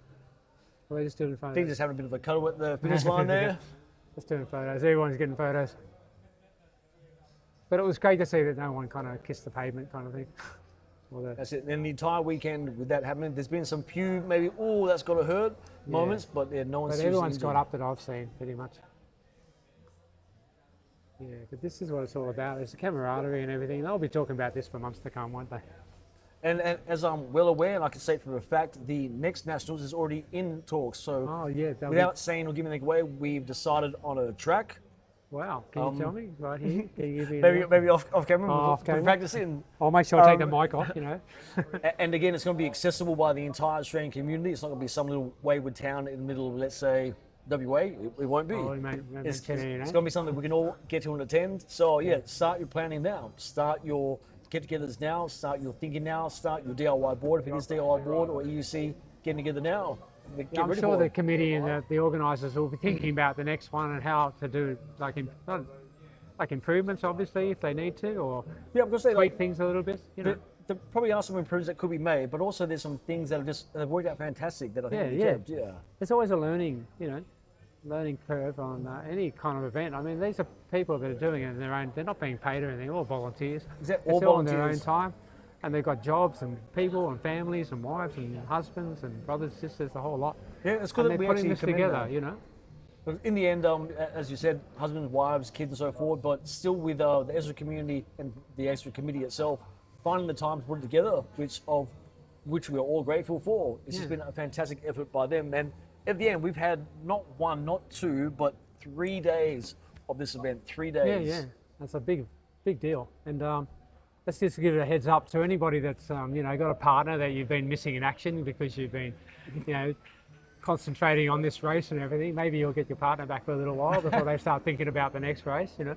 But I'm sure everyone's thinking about, they want to, like myself, just riding. I'm keen to do more. I want to do the next one. I want to race again. I want to get, you know, push myself to get better. It cannot come too soon, can it? So it's like you know, you're never going to stop. You know? It's an addiction that costs money, but you know, it could be bad for your health, but it's not as bad as some others. It could, yeah. But that's the thing. I'm sure a lot of people have invested a lot of money into the sport, and they're only going to get more improvements and everything like going forward. And I'll just say the field will become even larger. So we've had to run 3 classes across both EUC and E-Skate when it comes down to the numbers. I think each race had a minimum of maybe 10 within it. Who's to say how many more numbers we'll get next year for it? Maybe have a 4th or a slightly larger starting grid. And if you're thinking about getting into it, you don't have to be that scared about it, because this time we had a novice you know, event, and it was open to anybody that pretty much wanted to give it a go. It's not like you've got to be a pro racer or anything, and you can just get out there and have fun. Like they had a thing here where you could be a free rider and come and try out the track and stuff like that, which is a great opportunity. Like, you don't have to race 100%, but if you want to, they're open. There's a category for you for a beginner. Don't be scared about kind of coming out and giving it a go. Exactly, and I think if you are just getting to begin with, don't forget about the sponsors. So at E-Riders, for example, talk to the guys down there. They can get you into something, whether it be an EUC or an E-Skate. Or protective gear or everything kind of stuff. Number 1, protective gear. Always get the best protective gear that you can afford, because in the end, your safety is paramount. Yeah, definitely get a good helmet as well, full face helmet. And you want a lightweight helmet if you can. You know, and something that's got good protection and everything. Don't go buying yourself like a ski helmet or something like that. Get something that, you know, you want something good helmet. And I can say, like, it's available from E-Riders is the TSG Pass. So I moved from a Fox Pro frame to a TSG Pass for this round here, and you don't even think that you have something on. The field of vision is fantastic. Yeah, it's got an open face on that. It's lighter than my shoe. yeah. It's lighter than my shoe. I can tell you that. That's just amazing. Quite a good gear. Yeah, definitely. But of course, you have the Sector 8 or AAA Predators out there as well, and racer helmets. Anything full face, anything you're comfortable with, anything that you can feel safe and have a field of vision in. And remember, it's all about progression. But hey, starting points are starting points. Get out there, see some of our sponsors that have already been out there and noted. Get into it, EUC, E-State, whichever it may be. You may find yourself here or wherever we are for our nationals next year, right there on the track with us. And just when you're trying out a helmet, make sure you don't get one where you lose a bit of your peripheral vision, you know, where you're kind of locked off here. You want to be able to see a bit of an open field, especially if someone's coming up beside you and you can't see them. You want to have a camera with a helmet with a bit more open face so you can see everything that's going on. Don't be so closed up. And also, I think with sound buffeting as well, you still want to be able to hear. Unlike maybe some top-end motorcycle helmets that you want to be silent when you're going down at 20 kilometers per hour, you want something you can still have an audible sensation outside of you. And also, like, don't have your music in there too loud or anything. You want to be able to hear what's going on around you and stuff. Don't be, because, you know, someone could be tuning a car at you about to hit you, and you've got your tunes on, you know. So I think pretty much what we said throughout this type of broadcast is safety first, no matter what. Yeah, safety first, 100%. Yeah, we want to see you here next year, and we want to see you here next year with teeth, if we know, you know what I mean. That was the last race, yeah? All right. If you guys are interested also, if you want to talk to chat, that's everyone in the chat right now. Oh, okay. Chat. Just so you're not talking to anyone. So. This is on the YouTube, is it? Yeah. Okay. So anyone in chat? Oh. What's up, chat? What's up, everyone? So anyone in chat, if you've got any questions, you can actually talk to the commentators. Sorry, they haven't had the chat up, but been doing fantastic commentating anyway. Really? So, okay. Oh, man, you guys yeah, so really? Awesome. Super entertaining. Never done it before. no, that's all good. You're a natural. Yeah, I was just trying to it's just throw in stuff. Yeah. Yeah. Stuff that I think about the audience, kind of. Oh, it's probably still live streaming, so. Yeah, there's still 35 people watching. Yeah, so, if you got any questions or whatever, chuck them in the chat and we can have a read. Yeah. Stuff. Any curly questions? 37 watching as it stands now. Okay, if we can get through to some of the comments. We got some comments when it comes down to it. But what have we got here? Stu's Race Sports, Mo saying congrats, of course, Morgan, Dylan, and Jeff. Like, Mo, you're fantastic. Oh, here we go. Yeah, you're good. So where are you guys watching from? If you can put your, where you're watching it from. And whether you plan on maybe being here next year as well. So as I go down, so Stooge Raceballs, Mo from Stooge, he was actually at the national event last year, wasn't able to make it this year. He said congrats through to Morgan, Dylan and Jeff. So of course, representing Stooge Raceballs out there, Mo's done a fantastic job. First with the 3 truck that came out, and then with the CST that's come out lately. Brisbane, yeah, top sweet. job. And did you watch the tussle between Taz and who was the rider behind him? You need to check that about who was coming in 5th place there. Because that was yeah, a real great. tussle there. He wanted it. I'm pretty sure that he almost grabbed his camera. Yeah, so I don't know whether it would have came through on the feed feed or so, but there was a point in time there where he reached forward to grab that rear-facing instant 360 camera Yeah, off so Taz's imagine board. what the footage would look like on that. That would be the That's highlight pretty reel, cool. definitely. So yeah, we got someone watching from Brisbane. And someone watching from the Chicago, USA. down there Wow, with Morgan hello Brady's hometown. I don't know what time it is over in the Chicago there, but thanks for either staying up late or getting up early. Northampton, WA. WA represent. That's where I'm from as Hope well. you've been enjoying our bit of a chat this afternoon. And I gotta say, when it comes to the country WA as well, there's so much room for like some EUC riding. It's real there's fantastic scenery. There's not too many hills there either. So. When it comes to hills, no, you won't find many when it comes to WA. Yeah, I know you've got to travel 100 k's out of Perth to find a good corner. Okay, we've got someone from Northampton, Western Australia. We got watching from Chicago in the USA. Bit of a distance.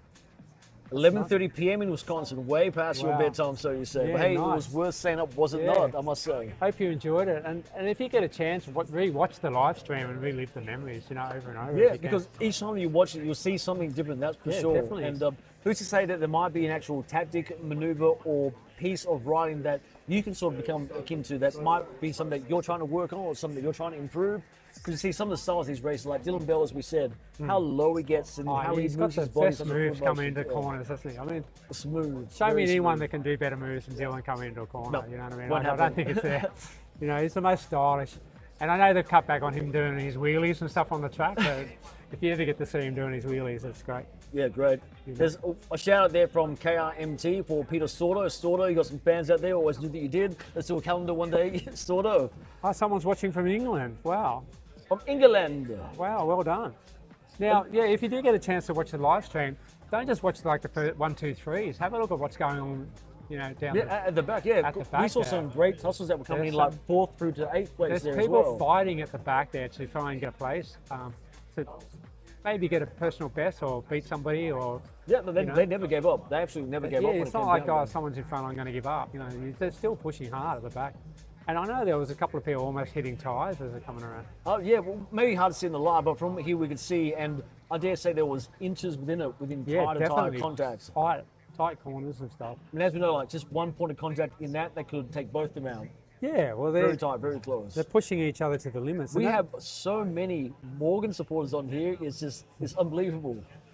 Benjo, you're the man, mate, from Hemi down in WA. Thanks, Hemi. Love riding around with you, man. WA crew all the way. And you've really been supportive in terms of really watching the live stream. I know you've been glued on there thanks for watching, 24/7 guys, if too. you're watching. And the thing about racing is, like, when you go out there and you've got someone on your tail, that pushes you to go faster and get into it more. Yeah. It's like, it really it improves your own game, like when you're out there on the track.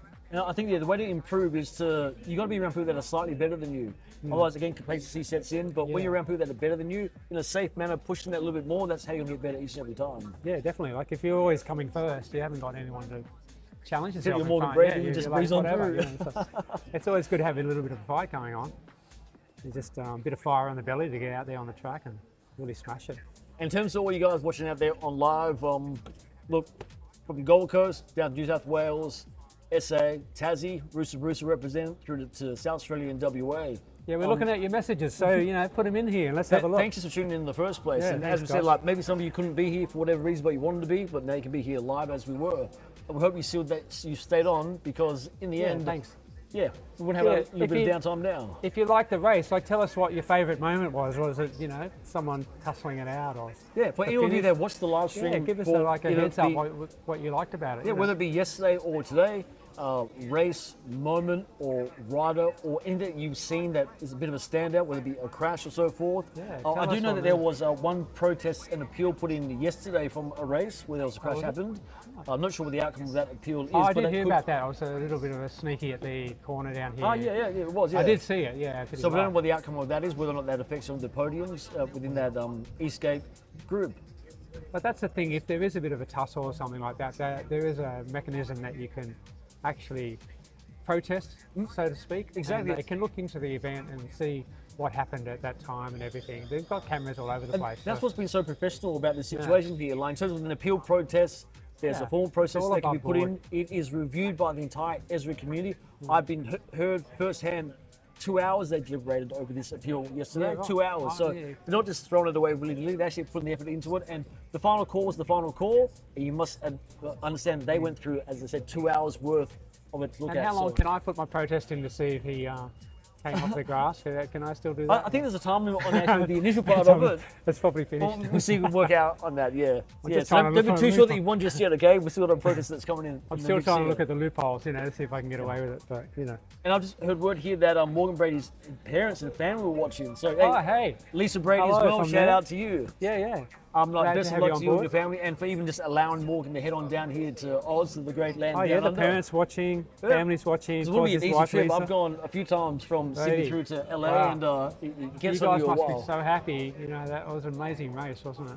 And I think every parent wants to see their child do well, and as parents, you got to be proud of that, because maybe not in the entire worldwide community, but within the community of which we are in right now, he's a top guy, top racer, and a top Yeah, person. I'm sure that when he goes home, like if you want to send him down the shops to pick up something, you can be down there and back in about 2 minutes. You know what I mean? Jeez. Someone's asking, or Mo has from Suits Raceboard, who got the Blood and Guts Award for the most spectacular crash? Who would Well, you say? Well, there's been a few spectacular crashes. No one's been injured, thank goodness for that. The recent one on that corner where he had they had to get the medical to look at him. That Yeah, it was did a take bit a while, of but there's also one yesterday, I'm not sure what it was, where he actually needed a medical clearance to race again. He did not get a medical clearance, therefore could not race. So that might have been one of the most Really? serious ones. What, like a I'll look concussion into or something. I'm pretty sure it was an E-Skate rider too. I'll look into that one to see who it is. Yeah. I dare say he's up for the Blood and Guts Award that comes down. I don't think we have many Blood and Guts awards. We're too Maybe we safe. change the We're term too safe. name of Yeah, it. yeah. More PC. Maybe the and gnarliest correct. kind of, Muscular stack. misadventure. Yeah, Blood and Guts makes it seem like Yeah, some like blood that- and guts is thrown across I think, there. I haven't seen them cleaning any Blood and Guts off the track at all. Like, have you? Thank goodness. If there was, we got some pretty hot medics out here. yeah, Men and women. yeah, true. I heard his wife saying hi. Well, a shout out all the way from the UK, from From England. England. For Jamie Whereabouts in Wood. England are you? Put it in the chat. Let's have a look. From And the UK, yeah? The EUC Pro Ready? Final was awesome. Yes, it was, most definitely.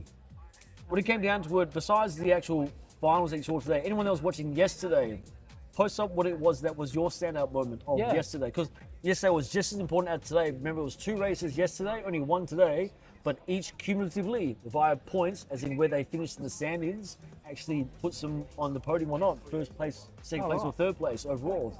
It'd be interesting to know the time difference between here and England. What's your middle of the night, or what are you doing there? Well, I did say it might be, correct if I'm wrong, maybe 10 to 12 hours difference. Yeah, so they must be probably got a late night, probably. And I must say again, not being a Morgan Brady fanboy, as you know, but he's a great guy. There is Let's so talk much. about Morgan more, There's so someone much said. Morgan Brady in the chat here. Morgan this, Morgan that. So Let's talk about either Morgan he has more. a lot of fans, or there's just a lot of people out there that do love. Hey, whether it comes to family or friends, or just supporters of him, Yeah.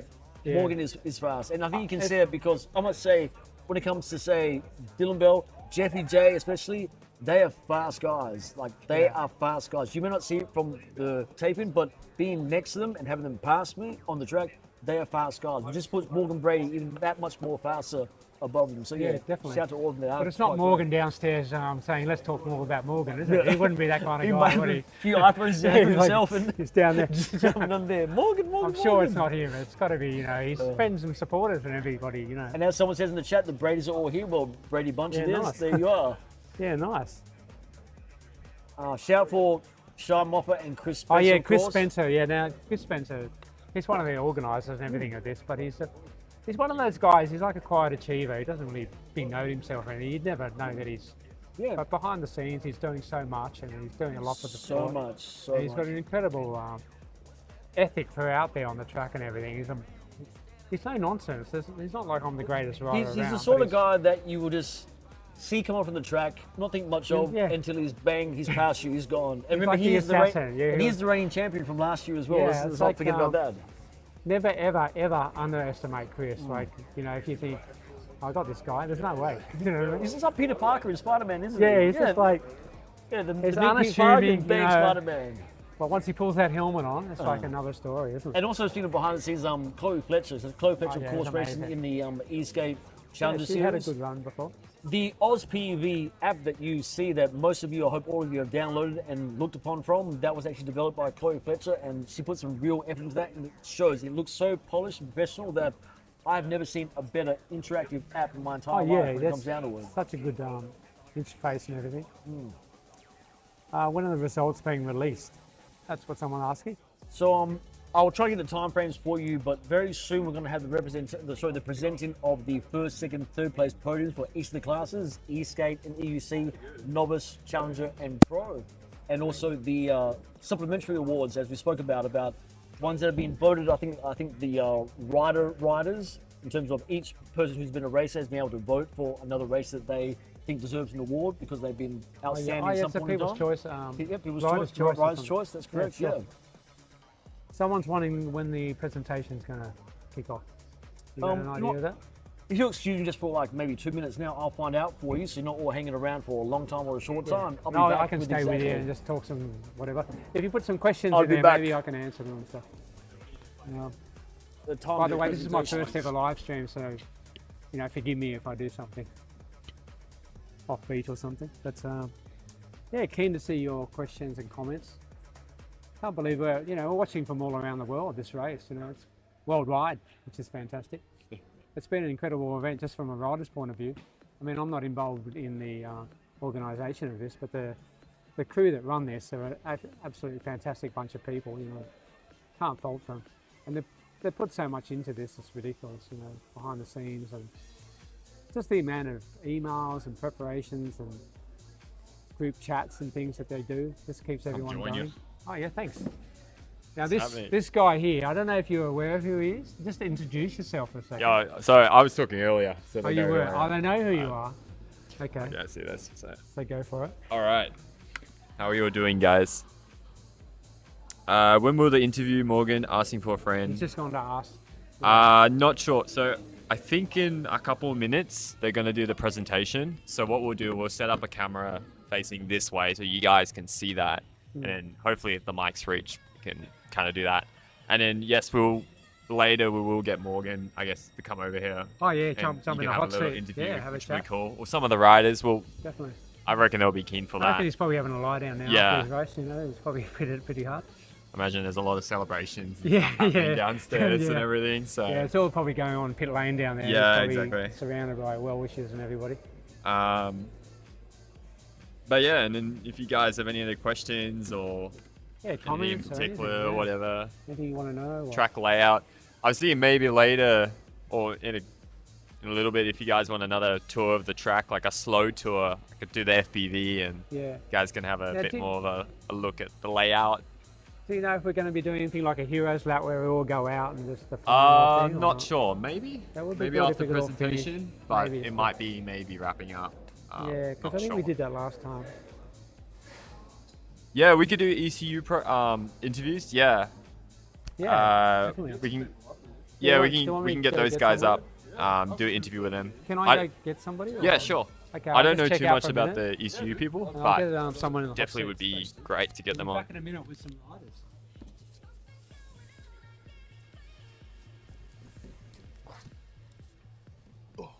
You grabbed the. Oh, he took the mic. I got the mic. Oh, yeah, okay. Yeah, we're just freestyling right now. Yeah, I hope you guys enjoyed it. Me and Brendan, we spent the last 2 days trying to get this live stream to work. It was a lot of trial and error, a couple late nights, especially last night. We're up to like 12 midnight, just doing kind of like a practice run of this and kind of just making it work. But now we got a really cool system. I hope you guys really enjoyed it. Definitely plans to do this for next year, for the next one, even bigger. Bigger and better. Yeah. And stuff. Might So have some pit interviews live. Some things we got to sort out. But any suggestions on how we can make it better, that would also be cool too. We can take that on ECU board number and- 40 interview. Was that the guy that stacked it? Number 40 on the Barrett? Can't remember. I'm not sure. Yeah, we could definitely get him. Yeah, thank you. He was like, oh, you guys enjoyed it. Did really well. You boys came through. We enjoyed. Awesome. I'm glad you enjoyed. This was a proof of concept. So we had the idea and we were like, we've got the gear. We can pull it off. And it seemed to have gone all right, to be honest. A little bit of technical issues with the sound and things like that. But Hey, this one guy's been watching it since 11:30. Hell yeah. dude. From the US, Wisconsin. Hell yeah, man. That's sick. 11:36. Yeah, I hope you guys enjoyed the drone coverage. Pretty unique angle, but definitely getting in close to the action so you can see the battles and everything happening. We got some interviews. All right, Here we so go. we got a ECU rider. Have a seat, mate. Okay, so we've just brought in some special guests here. You can hold this one and Board rider. We'll grab another seat. No. ECU, sorry. Let's move over a little bit. We'll get another chair in here. We'll put Aaron in. Yeah, grab another chair and everything. Okay, everybody, watch it. Because I've just literally pulled them out of the winner's circle down there, and they were heading off to get a beer. So here they are upstairs. So just introduce yourself and what category you run in, and where you came. Well, my name's Paul Kerr. I race in the EUC Pro category. I came first. I'm now the Australian champion. Sorry, we've got to get. If you get it closer to the mouth, it's good. Yeah. And then we've got who we got here. I'm Aaron. I race in the EUC Pro category as well, and I came second again. So we've got the 1 and 2 up here. So if you've got any questions, we're on a live stream here. G'day, Ryan.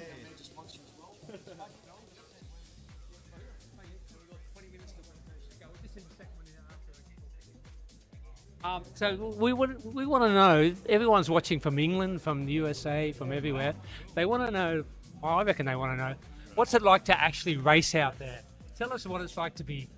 It's absolutely wild. It's it doesn't look as fast from this perspective up here, but when you're racing, it's just the wildest thing. And you're up close and personal to people, like right next to them at times. It's just if you don't have riders out there who know how to race, I guess would be the best way to describe it, there can be all sorts of trouble.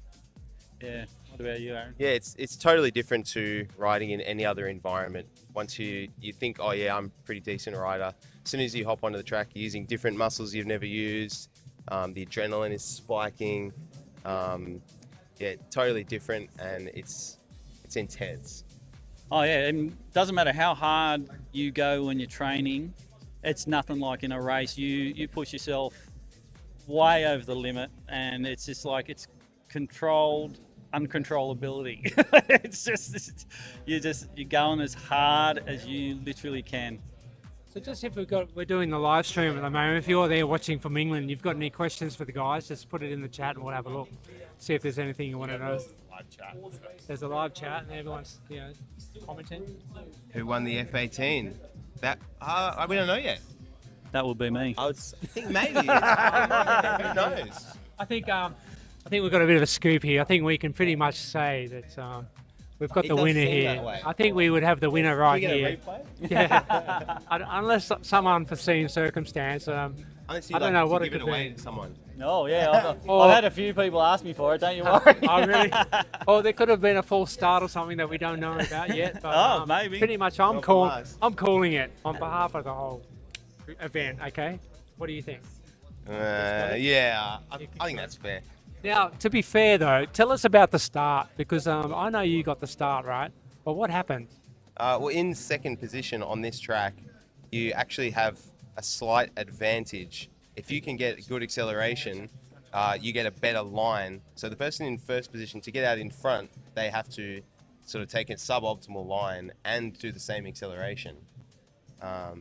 We got pretty close. That one was the closest one. Yeah, I got close to you. I mean, like you hooked it in and straight in my line sort, and I was pretty much going for it that time. And I thought he's got me in the starts both times. I got my foot in perfectly this time, which was awesome. Yeah, this time was a lot closer. The last times it was like, I felt more comfortable. This time it was just reaching my level of like safety allowance.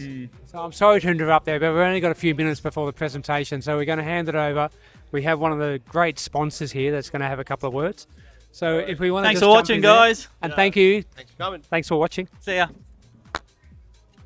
Okay, we're back here to the live feed, everyone, and let you know now that I'm here with the owner of Propel, who's one of the major, or is the major sponsor, as you can see on our shirts. This is Javin, and so how do you think the level of racing has been at this event so far? I think this is one of the best racing I've ever been, including US and this is my first time to Australia, but I think this racing is awesome. And in saying that, like, you've traveled around the world, so what things could be better in something like this? Like, how much more room for improvement to go further do you see? I think first there will be more and more people racing, and second, the skills, the riding experience will increase, and the most important, the board. The board could be better, have a great potential to make the race faster and more enjoyable as the fun of the racing. I think it's a great point. So as he said, like, there's boards out there that are better than what we are as racers, and it's because of these boards that really make us into those better racers to start off with. And of course, with the Propel Vector that I've had the privilege of racing on, and you have Taz racing on as well. Yeah. That's not in production yet, is it? But it's about to be in production. Is that correct? Yes, Yep. it's coming soon, very soon. Maybe this end of the month or next month. Yes, very soon. And as you can see, the performance of the Propel Vector has been absolutely phenomenal against the most huge race boards, the MIPO MLRs. It's been right up there too. Now, what do you see the future holds within all of e-skate racing in the world? Do you think because electric vehicles are becoming more popular, that e-skate racing and EUC will become popular still?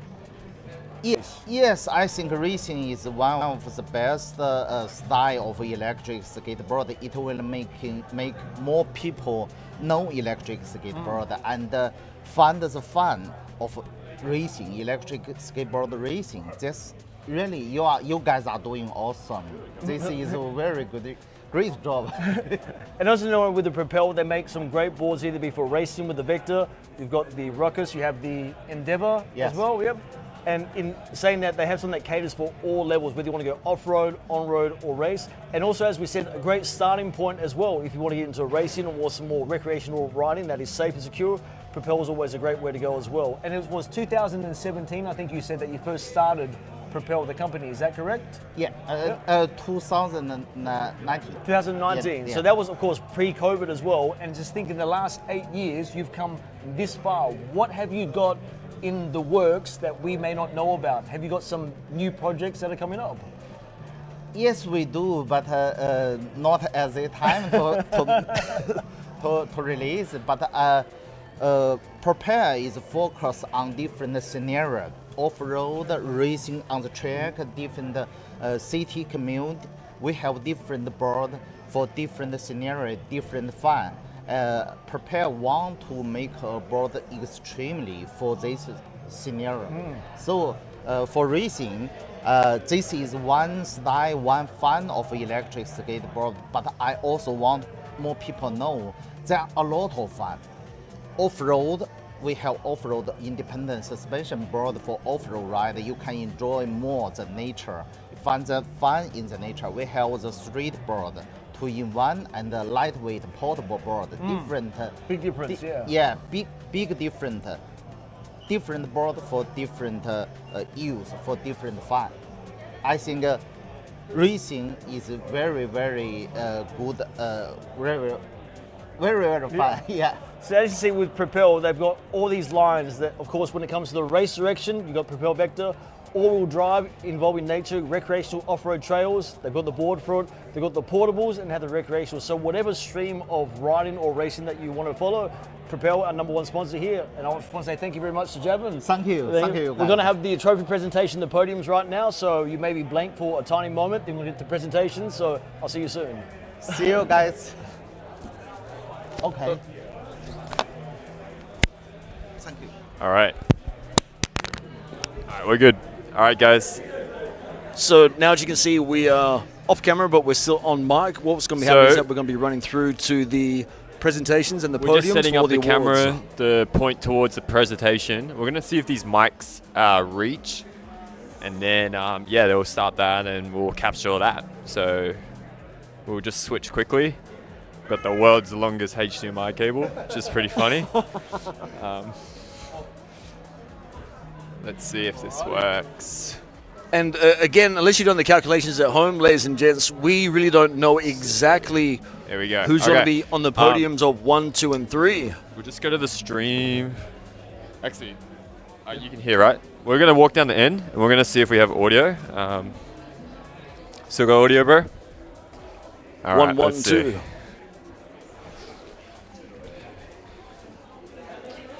Still got audio? Okay, we're still checking. Still checking. Just going to come down here quick. Sorry. You still got audio?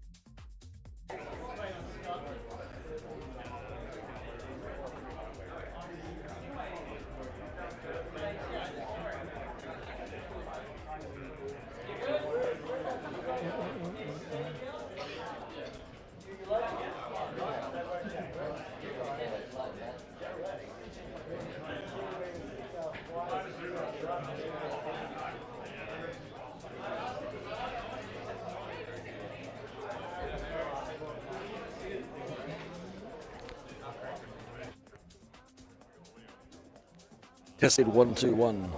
See if we can get you over there. Tested 1, 2.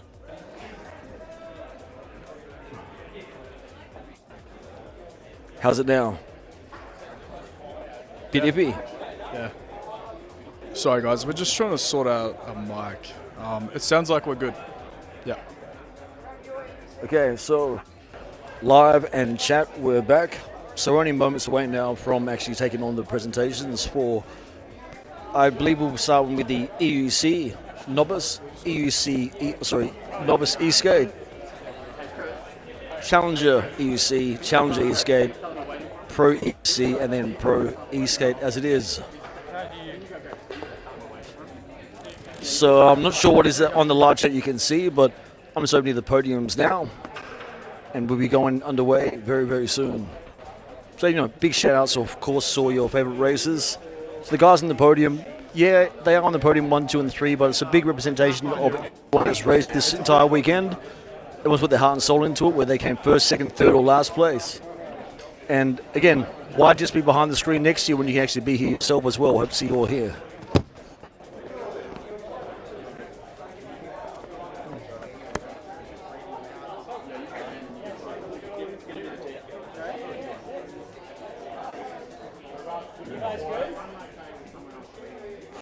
Just getting the final word now. Looks like we're about to go very soon.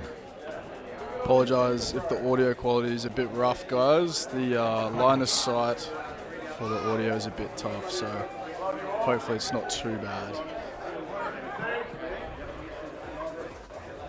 So, of course, each of the races that's going to be up on the podium, number 1, 2, and 3, they're going to be getting some fantastic medals sent to them. Gold, silver, and bronze.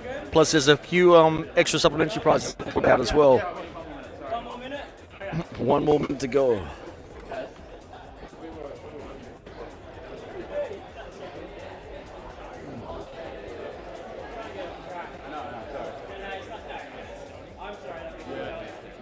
So, as I said before, it looks like there probably will be a clear winner when it comes to the E-Skate Pro, the Ultimate Division. I even dare say the EUC Pro will be a clear winner when it comes to the E-Skate Challenger, EUC Challenger, E-Skate Novice, and EUC Novice, with a few crashes here and there and some different finishing results than maybe what was expected. There could be some up in the air differences when it comes to who is going to be seen as first, second, and third on the podium, which we'll find out very soon.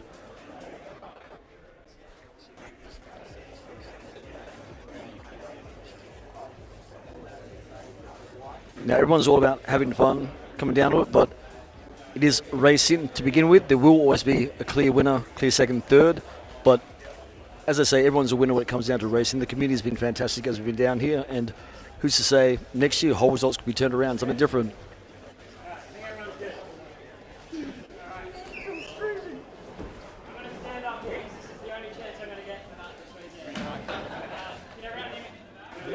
Okay, presentation about to begin.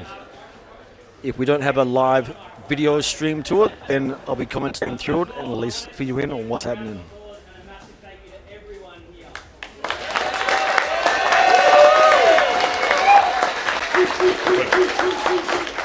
We're just getting Taz now presenting up on the mic as well, so we'll better hear on the live stream. It only really sank in when I was just doing some laps on our warm-up for the last race, like what we've built, and it's grown so much in the last couple of years. Like it's just insane. So yeah, thank you so much. I've got a long list of people I want to thank, and it's yeah, I'll try and keep it short because I know we all want to get on the long track after this, and that's what we're planning to do.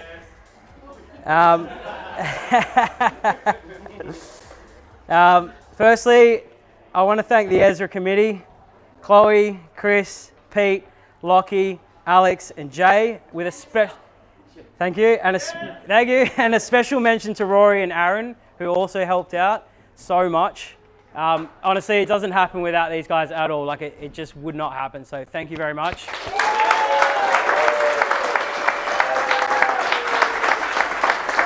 Yeah. Like amongst everything that they contribute, it's also they're just such a great group of people and friends to me, and I've had so much support from them over the last few weeks, and yeah, it means so much to me. So thank you. I also want to thank all of our sponsors. There's so many, and we're so grateful. I can read them out if you want, but there's so many. You can see them there.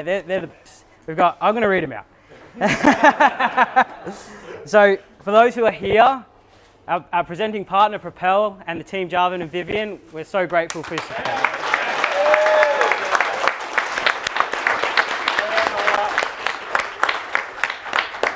We're super grateful for E-Riders and Kingsong for really stepping it up for the EUC guys this year.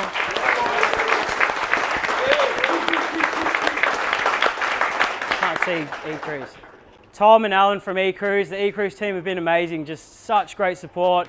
Back again for a second year. We love you.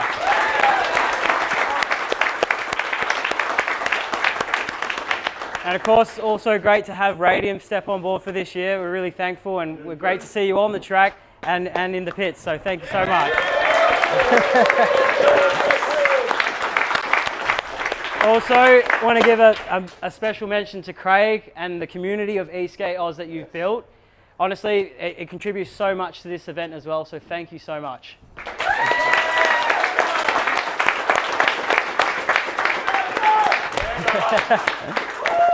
So the sponsors need a shout out, the ones that weren't here, because they've also contributed so much. We have Draggy, Kingsong, Meepo, Bluetti, Marsden, A-Stec, Rev, OMW and Lin Power.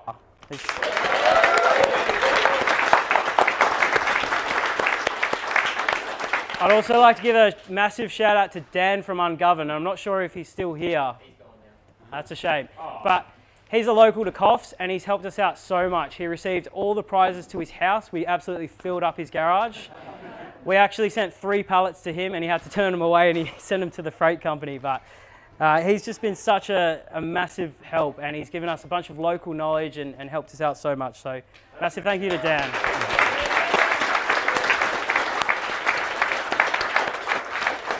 A big thanks to Coffs Harbour Racing Club, the kart club right here.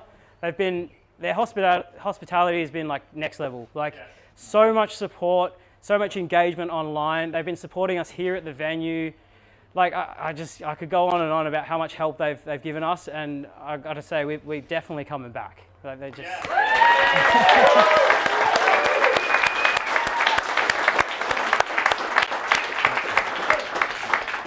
I would say a big congratulations and a thank you to Morgan Brady for coming over from the US.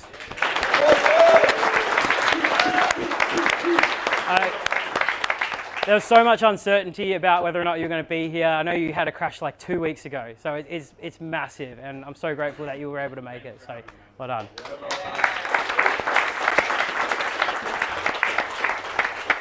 So all our volunteers, marshals, photographers, our awesome commentators on the live streams. Still going. See you on the live. Thank you. Well done. Finally, I want to thank all of you for the way that you've represented this community. I know when I first briefed everyone, I said, you know, we need to make a really good impact, and I know we did. Everyone that's come up to me has just said how good the people are and the community are. And that's always been the way that we are. We just, as we started like in a car park, we built this community and we just grew it, and we always kept that community vibe, and that's what we intend to do for years to come. So thank you so much.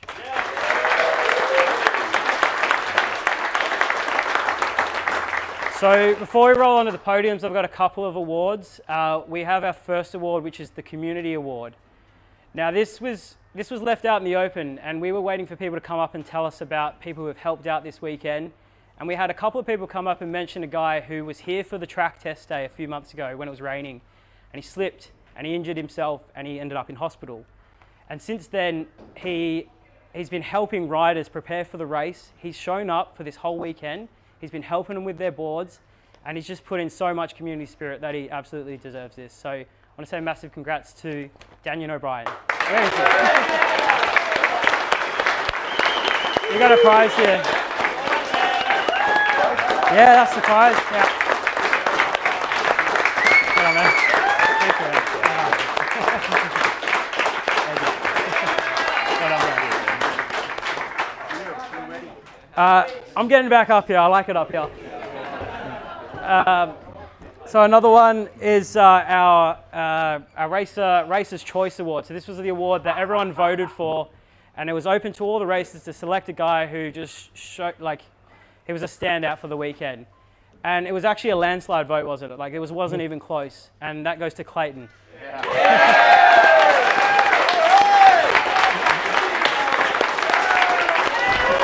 Chewy!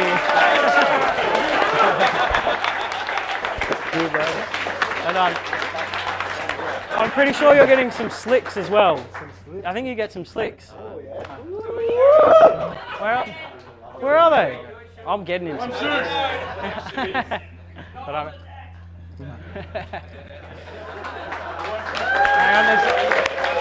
on, they're around. I'll ask for it.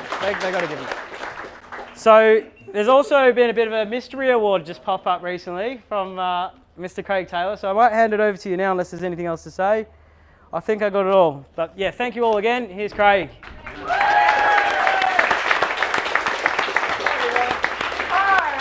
Everybody knows I talk way too much. I'm going to be really sharp and sweet and to the point. I am all about community, and I love the community. I love what Taz and Ezra are doing, and AUS PEV Nationals have been amazing, so thank you. Thank you, Propel. Thank you, everybody who came, because without this happening, this sport is up and down all over the place. I've been keeping an eye out all weekend to see who I think would value this within their family. And I want Jonesy and his family to come up here.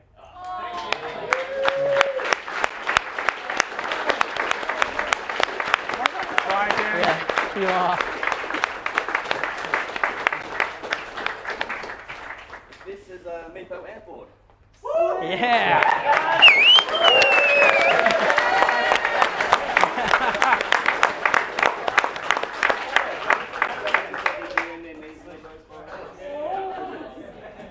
Yay!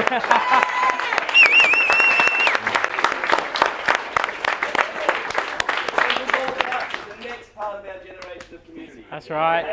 Thank you, Craig. Thank you. Thank you, man. Really appreciate it.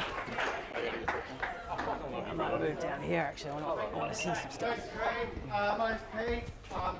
My absolute pleasure to give out these awards for some of the best racing, I think the best racing we've seen at any one of our events.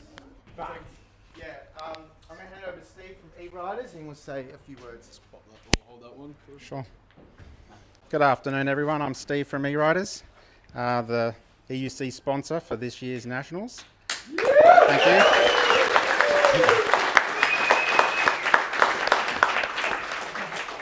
Why did we get involved? We love to ride. We want to grow the riding community, and it's events like this that, you know, really grow the sport and the community. So thank you to all the racers that have actually participated. It's made it an awesome event.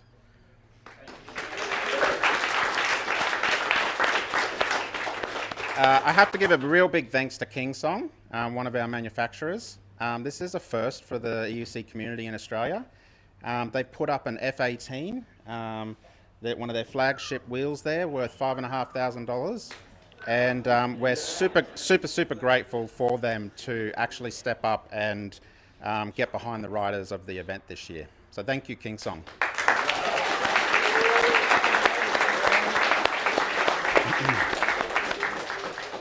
And finally, I just want to thank Taz, the Ezra team, and the AUS PEV racing team.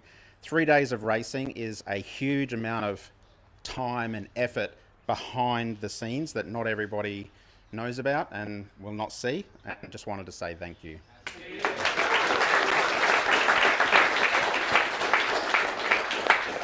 That's basically it. Let's just give out some prizes. So it's my absolute pleasure to present the awards for first, second and third place for the EUC Novice category.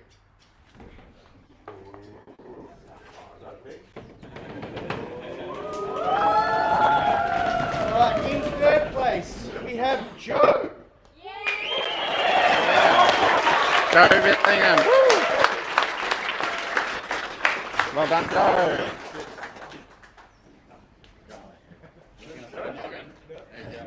Just jump up there, Joe. In second place we have Marcus. Done, Marcus. Done.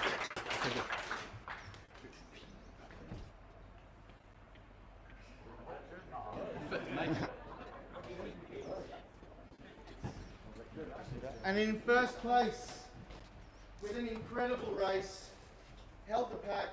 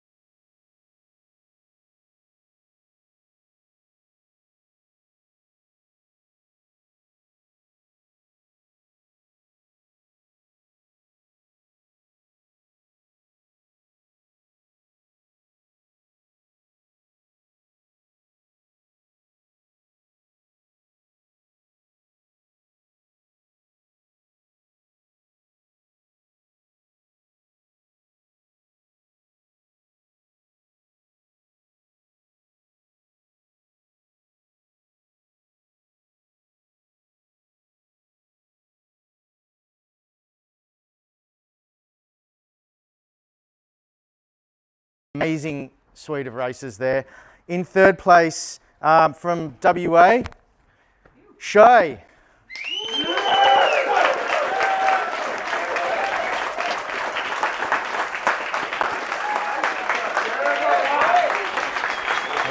Bring it in. Well,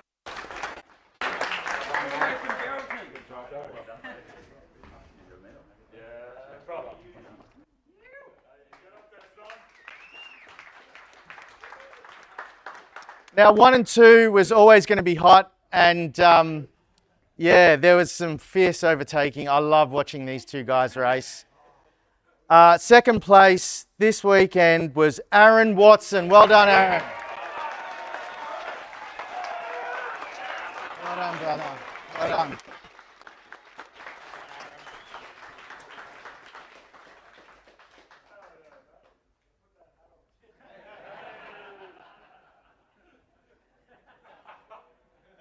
And finally, this gentleman here, he's such a fierce competitor. He's basically Superman when he's launching down the straight, isn't he? Spooperman.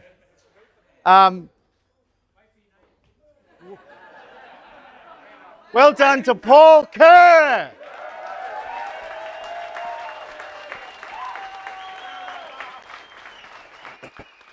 Well done.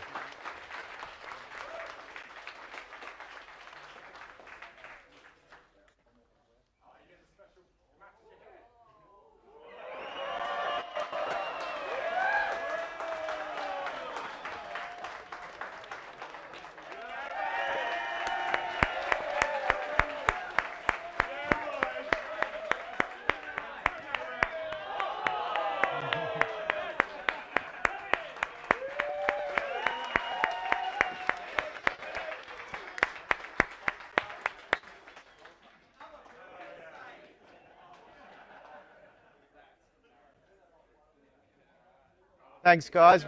We'll give you some prop.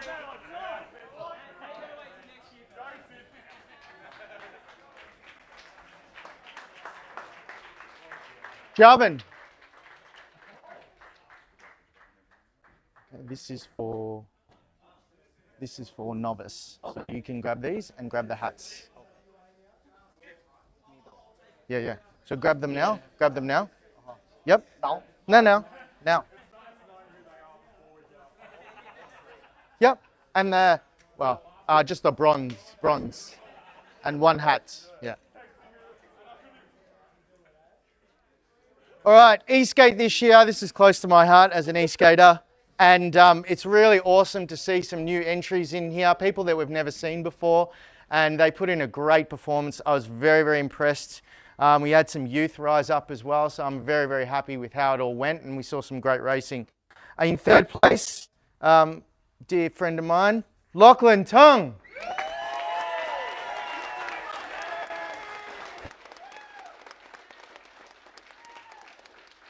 Did you show that?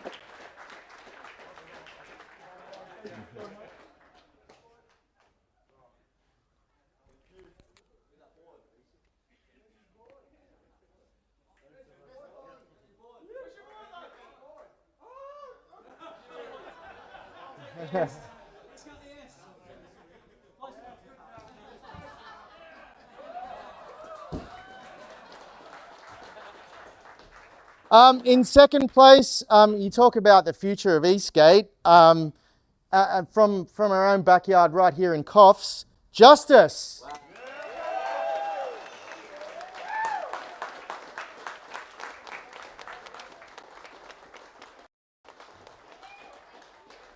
Well done, brother.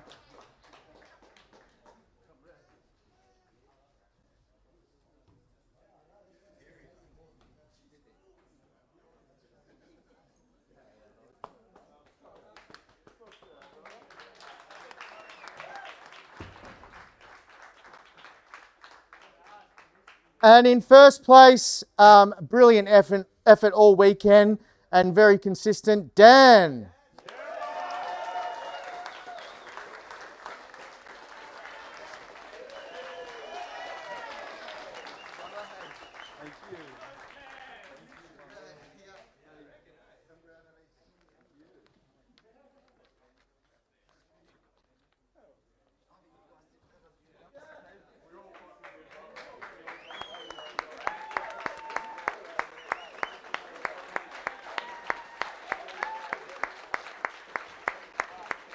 we'll give you some prizes in the end, so come back after this.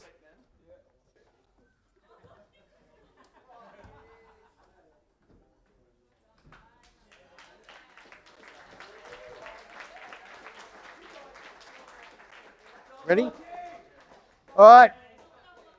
E-Skate challenges. We've it was great to see some challenge out there on the field from this division, and we had a few people from last year as well come again. So, and it was great to see them hit the.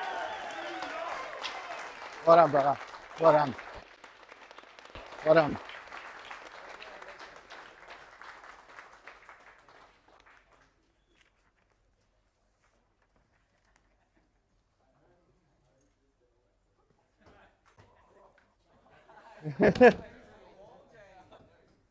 You.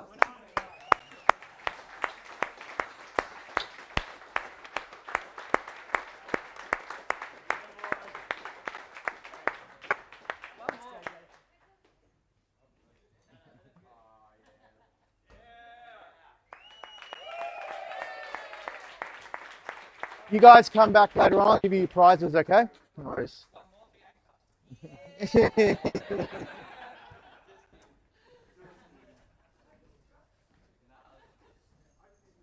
All right, and finally, E-Skate Pro.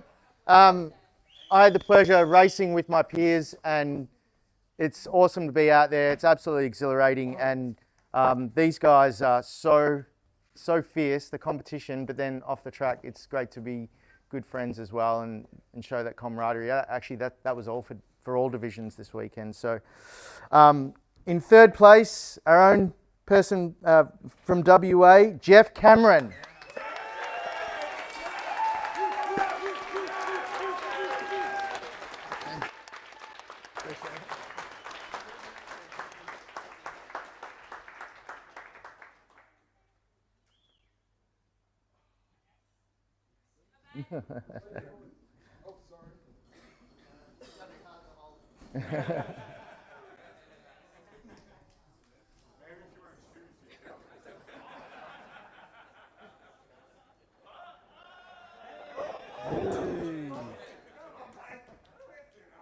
In second place, right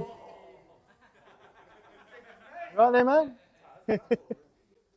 In second place, this person is no stranger to the podium. He's no stranger to the street. He's no stranger to anything he can.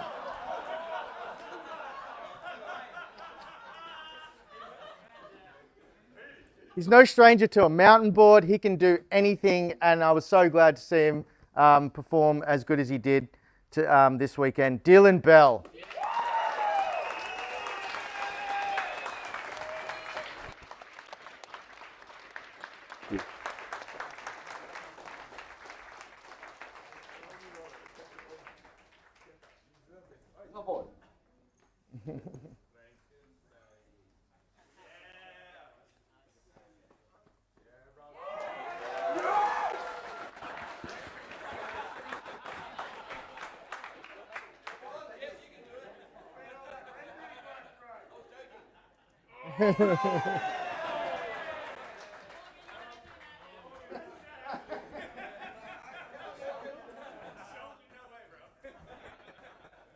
Kind of feel like I want to say Jeff's not compensating.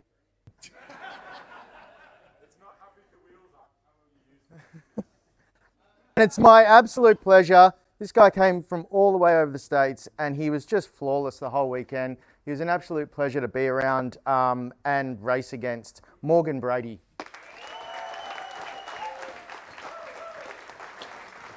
Well done, brother. Thank you, man. Proud of you. Well done. Appreciate it.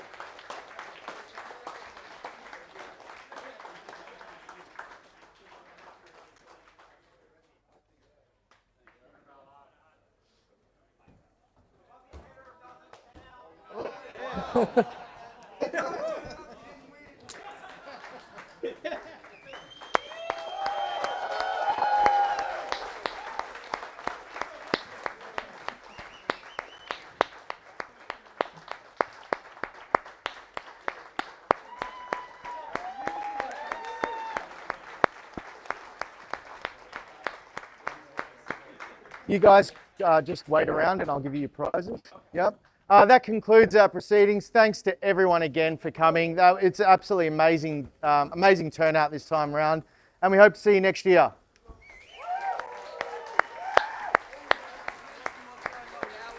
And ladies and gents, listening live. For those who want to do free thing, we have a request that hopefully you can help us pack up as well. So come see us at the Ezra desk. Help us pack up, and then we can hopefully run the longest track configuration, right? So we can really enjoy the rest of the weekend and send it.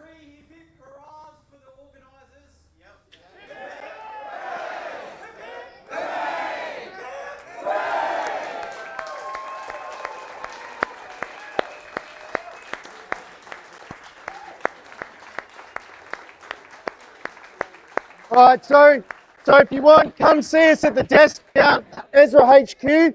We'll give you a little task, and then we can get out on the track. If you've got a bib. And ladies and gents, like that is.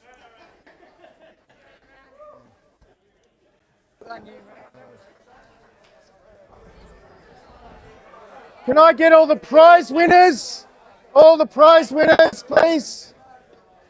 All the place. Okay, I have to pull up the spreadsheet of prizes. All right, so Jamie, E-Skate Challenger, you get, that's E-Skate Pro.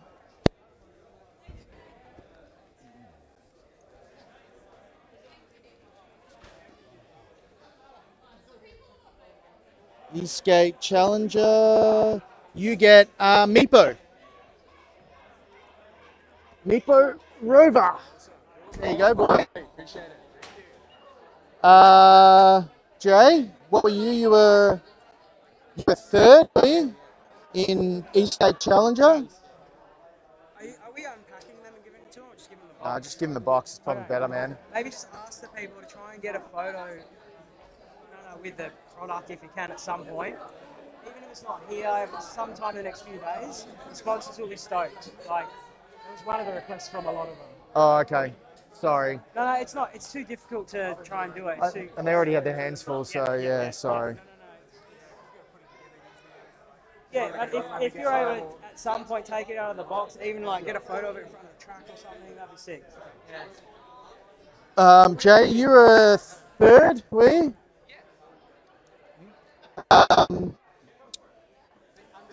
Third, yeah.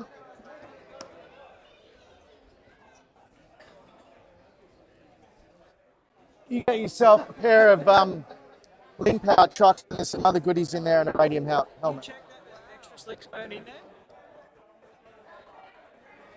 Oh, they the slicks. They're the slicks. Sorry. You get trucks, and the slicks were for. Are they slick? Yeah.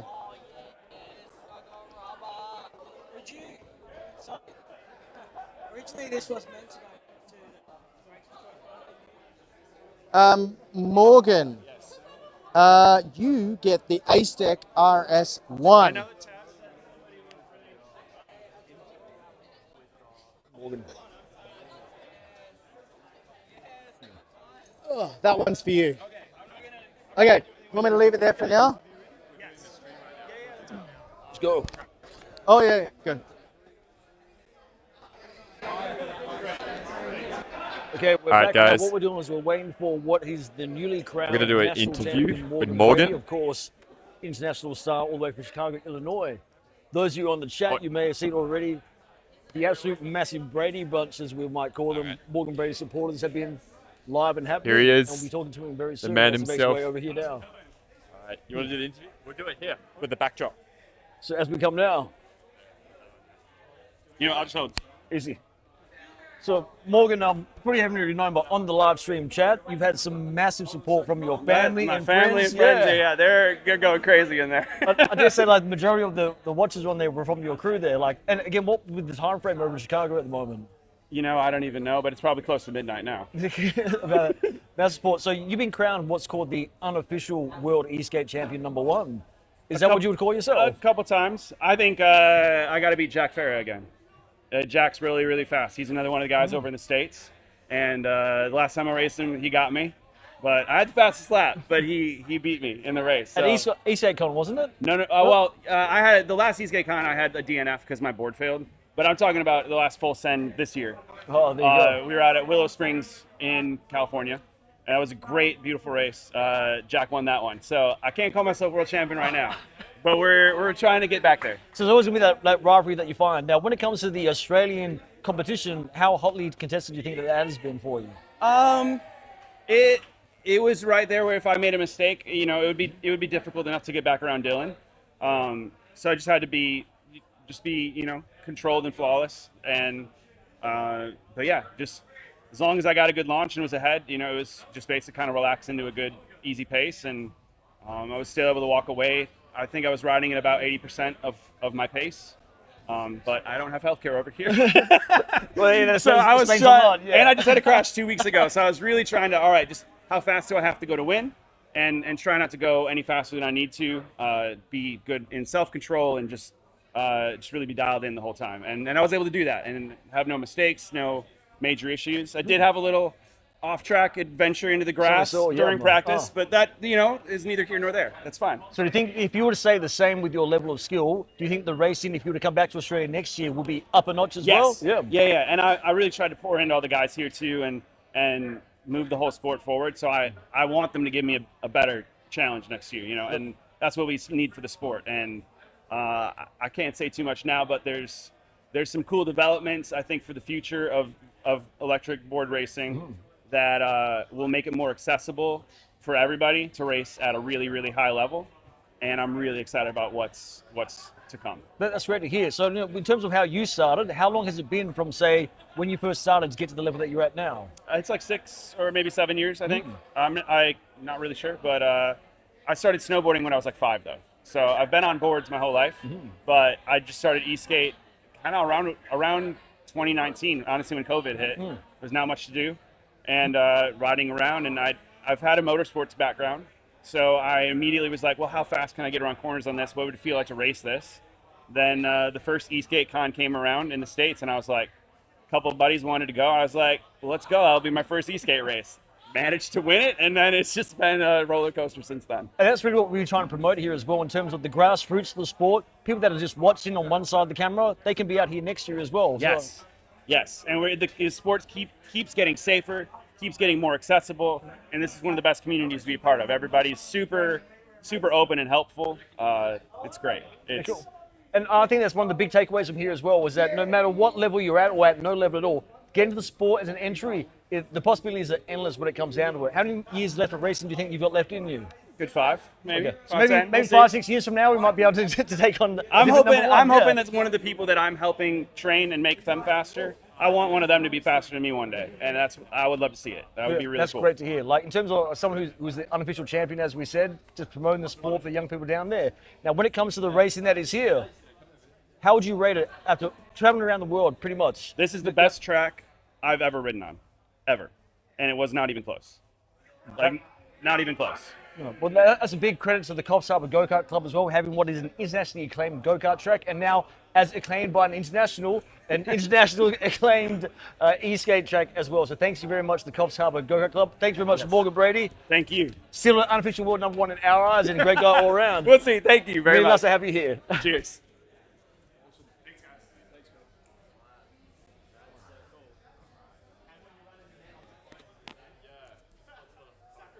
About time to sign off now. Yeah, did you does he still have the mic? Oh yeah. Dylan's gonna come over. Oh, easy. So probably do an interview with him After the photos, and then who was third place? Third place. Jeff.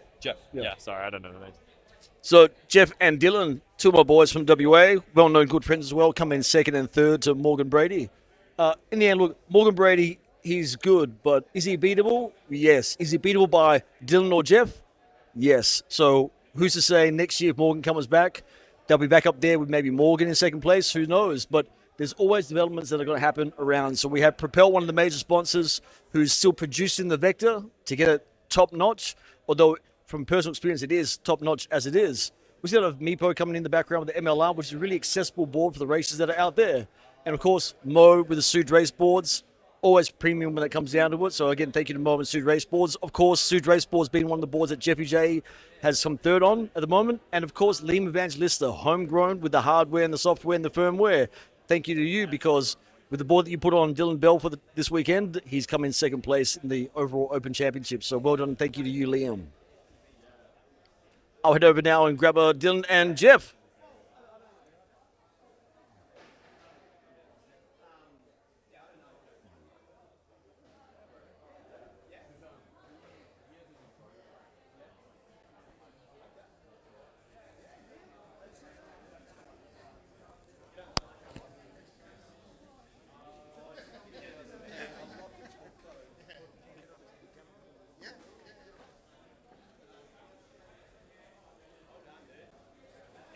Live streaming, we'll check out the video right now. So as said before, we've spoken to Morgan Brady, internationally acclaimed unofficial world #1.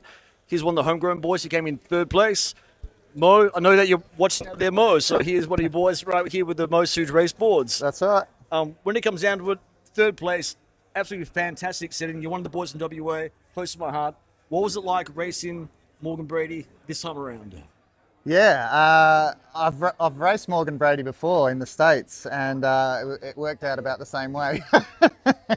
You know, he's fast. He's so fast. But I've learned a lot from him. He's been really good in sharing what he knows about racing. There's a few things I got to work on, but you know, it's only going to help me this experience. So yeah, I'm hoping to improve. It was good to have such a world class. Well, the top of the world for E-Skate at the moment over here competing with us. You know, we are a little bit behind, but you know, I think we can get there. I think we can catch him. Well, to your credit, in the interview previously beforehand with Morgan Brady, he said that the level of racing here, when it comes to races, is top notch. He dare say that he was at 85% of his maximum when it came down to it. He did say that this is the best E-Skate race course that he's ever been on internationally. And when it comes to the races, he's scared of coming next year because the guys like you that are coming up, that are there to beat him. Now, of course, you want to shout out to Mo from Sued Race Boards. Oh, of course. You've been happening nice and close to Mo for quite a while now. Yep. And as I said before with the live stream, you're one of the first boys I've ever seen out there with the go-kart track tires. I'm like, what is going on with this thing at 10 PSI as well? So how's it all worked out for you so far? Look, Mo's been fantastic support over the years. He was a sponsor of mine early on in my racing journey, I guess. It sent me a set of 3 links way back in the day when I first started. And this is actually a demo board from Stooge Race Boards, who's sent this across for me to be able to compete at the Nationals on. So I am super grateful that he sent this over. And as soon as I got on it and rode it, I knew that this is what I need to race on, because it's just so much more comfortable than my last race board. I just feel like I can actually challenge, and it's a shame. He also sent me a gear reduction system for this board, which just didn't arrive in time, which would have given me a little bit more punch as well. But I'll have that all up and running for the next competition. But yeah, again, massive big thanks to Mo from Stooge Race Boards for supporting me and on my racing journey. Yeah, who's to say how that would have changed things as well? Of course, with Morgan Brady running his own setup there as well. Now, when it comes down to those that you obviously beat coming in third, how do you feel the competition will be heated up this time around next year? Oh, look, I've said it before, but I think it's the younger guys that are going to come up and start really challenging. You know, us older boys are, you know, it's hard. Like you're just so scared of crashing. But some of these young, fearless kids that just have no fear. You know, it's hard to compete against guys like that. They just don't care if they're going to crash or not. It's like scary, but yeah, there's a lot of talent coming up, and I think if you get some of those guys on boards like this, they'll be a force to reckon with. And what is it that you hope to achieve in the next, say, year or season of track racing? I know WA, we've got our local rounds. This time around next year, we're going to be somewhere else again for our national championships. What do you want to see in yourself in terms of improving? I'm very hard on myself. I think I like to win.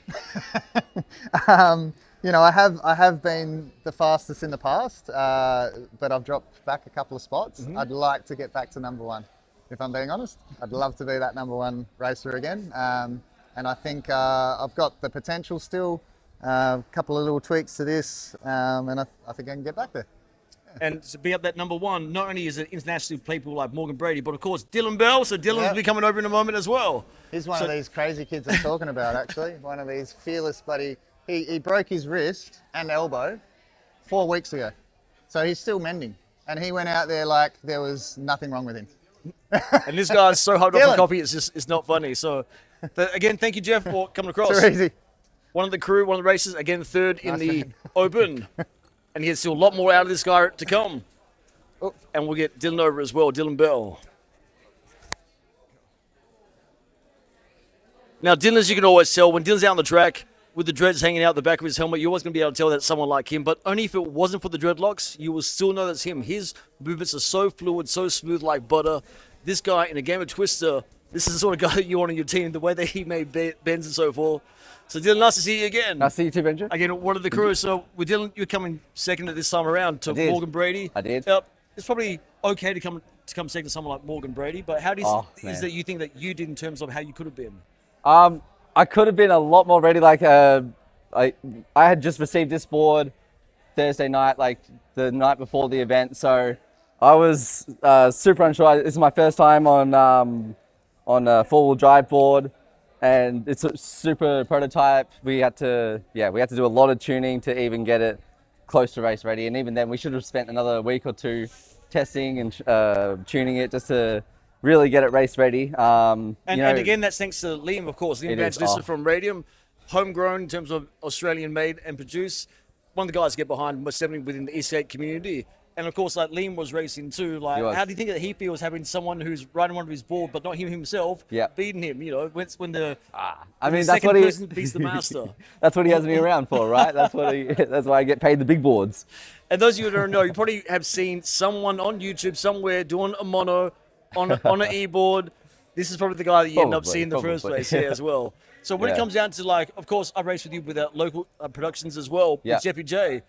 How do you think the up-and-comers are happening? And do you think that you're going to be faced with some challenges this time next year when it comes to racing? I think it is. I think a lot of people are starting to take it a lot more seriously and starting to, get some more track time, get some practice and really, get on better boards. Everyone's upgrading boards and, even to see some young blood coming in, that 15 or 16-year-old kid, he got podium on an Evolve. Like, that's just absolutely incredible, bro. Like, that blows my mind. He, in the next few years, he's gonna shoot forwards. He's gonna be incredible. And that's what we want to see, of course, with the up-and-comers. As Jeffy J was saying about himself, he's in a bit long in the tooth and so forth like that. Yeah. When it comes down to this track, like you've raced at a lot of tracks. Yes. Even recreationally. How would you say this track rated in terms of those? Oh, incredible. Like, the surface was very grippy. There was almost no imperfections, like no bumps. And even the ones that were outlined, I think the organizers did the track really well. The fact that we got to run 3 different tracks on one, that was really awesome. I think this is one of the best tracks that I've ever been on personally. And how was it with the people that, of course, fell behind you, coming in from 4th of the race with the last place in your division? Do you fear that someone's going to be up and coming after you next year? Or where do you think it was in terms of, were you complacent in coming second? Or do you think they actually were touching base on that to take you out? At first, I was expecting, hoping for 5th place, because, with the board, and I broke my arm in 2 places 5 weeks ago. Yes. So I was super unsure of myself, super nervous and anxious about it. But after the first day, I started gaining a lot of trust with the board, and Liam, I already trust him fully. So it didn't take me long to get pretty comfortable with it. I think your other question before, the person I'm most worried about is actually probably Adrian. Really? I didn't expect him to do as well. I knew the guy is an absolute weapon on a downhill board, but and I've seen him ride around on an e-board a few times, but he really impressed me with how fast he was pushing that Mark 1S. Oh, he was, especially within the, I think, the second race. Yeah. I think he was pushing it the most there. So. Yeah, he was, and he had an unfortunate spill which set him back a few places. So that's racing. It is what it is. But the first heat, I think he was right there, right next to me the whole time. And I think what you're demonstrating right now is, we always spoke about against complacency. Once you become complacent, you start to falter that little bit. Yeah. You definitely don't seem complacent. You know what's up and coming. Yeah, I'm thinking about a lot of things. I have a lot of worries, and there's always room for improvement. You can always improve. Never get complacent. Final question: do you think we're going to see Dylan Bell on the podium this time next year? Oh yeah, absolutely, definitely, for sure. That's the way to go. That's the mindset to have. So thanks very much, Dylan. Thank you. Again, second place on the podium behind Morgan Brady. Appreciate E-Skate it. Open, absolute champion. Have a good one. So guys, pretty much I think we're going to live feed there, end the live feed. Hope you enjoyed yourself. I'm Benjo V, number 63, of course, and I'll catch you next time. Oh, I need some water, man. Dude, you're a natural. You're a natural. Honestly, I'm genuinely. That was great, mate. You did awesome. You should look into sports. Good, thank you. Would I just be able to grab a plastic cup of water? Also, Tap water? for like, radio and university Thank you. slides. Yep. Awesome, man. Webcam's off. Alrighty. We're going to wrap it up there, guys. Cheers. Thank you Appreciate so that. much for tuning in. Hopefully this was really enjoyable for everyone. Any feedback, just make sure you send that through to the organisers for next year, because we will probably be back. So thank you so much for everyone who's tuned in. Hope you guys enjoyed, and we're going to end it there. See you later, guys. I do.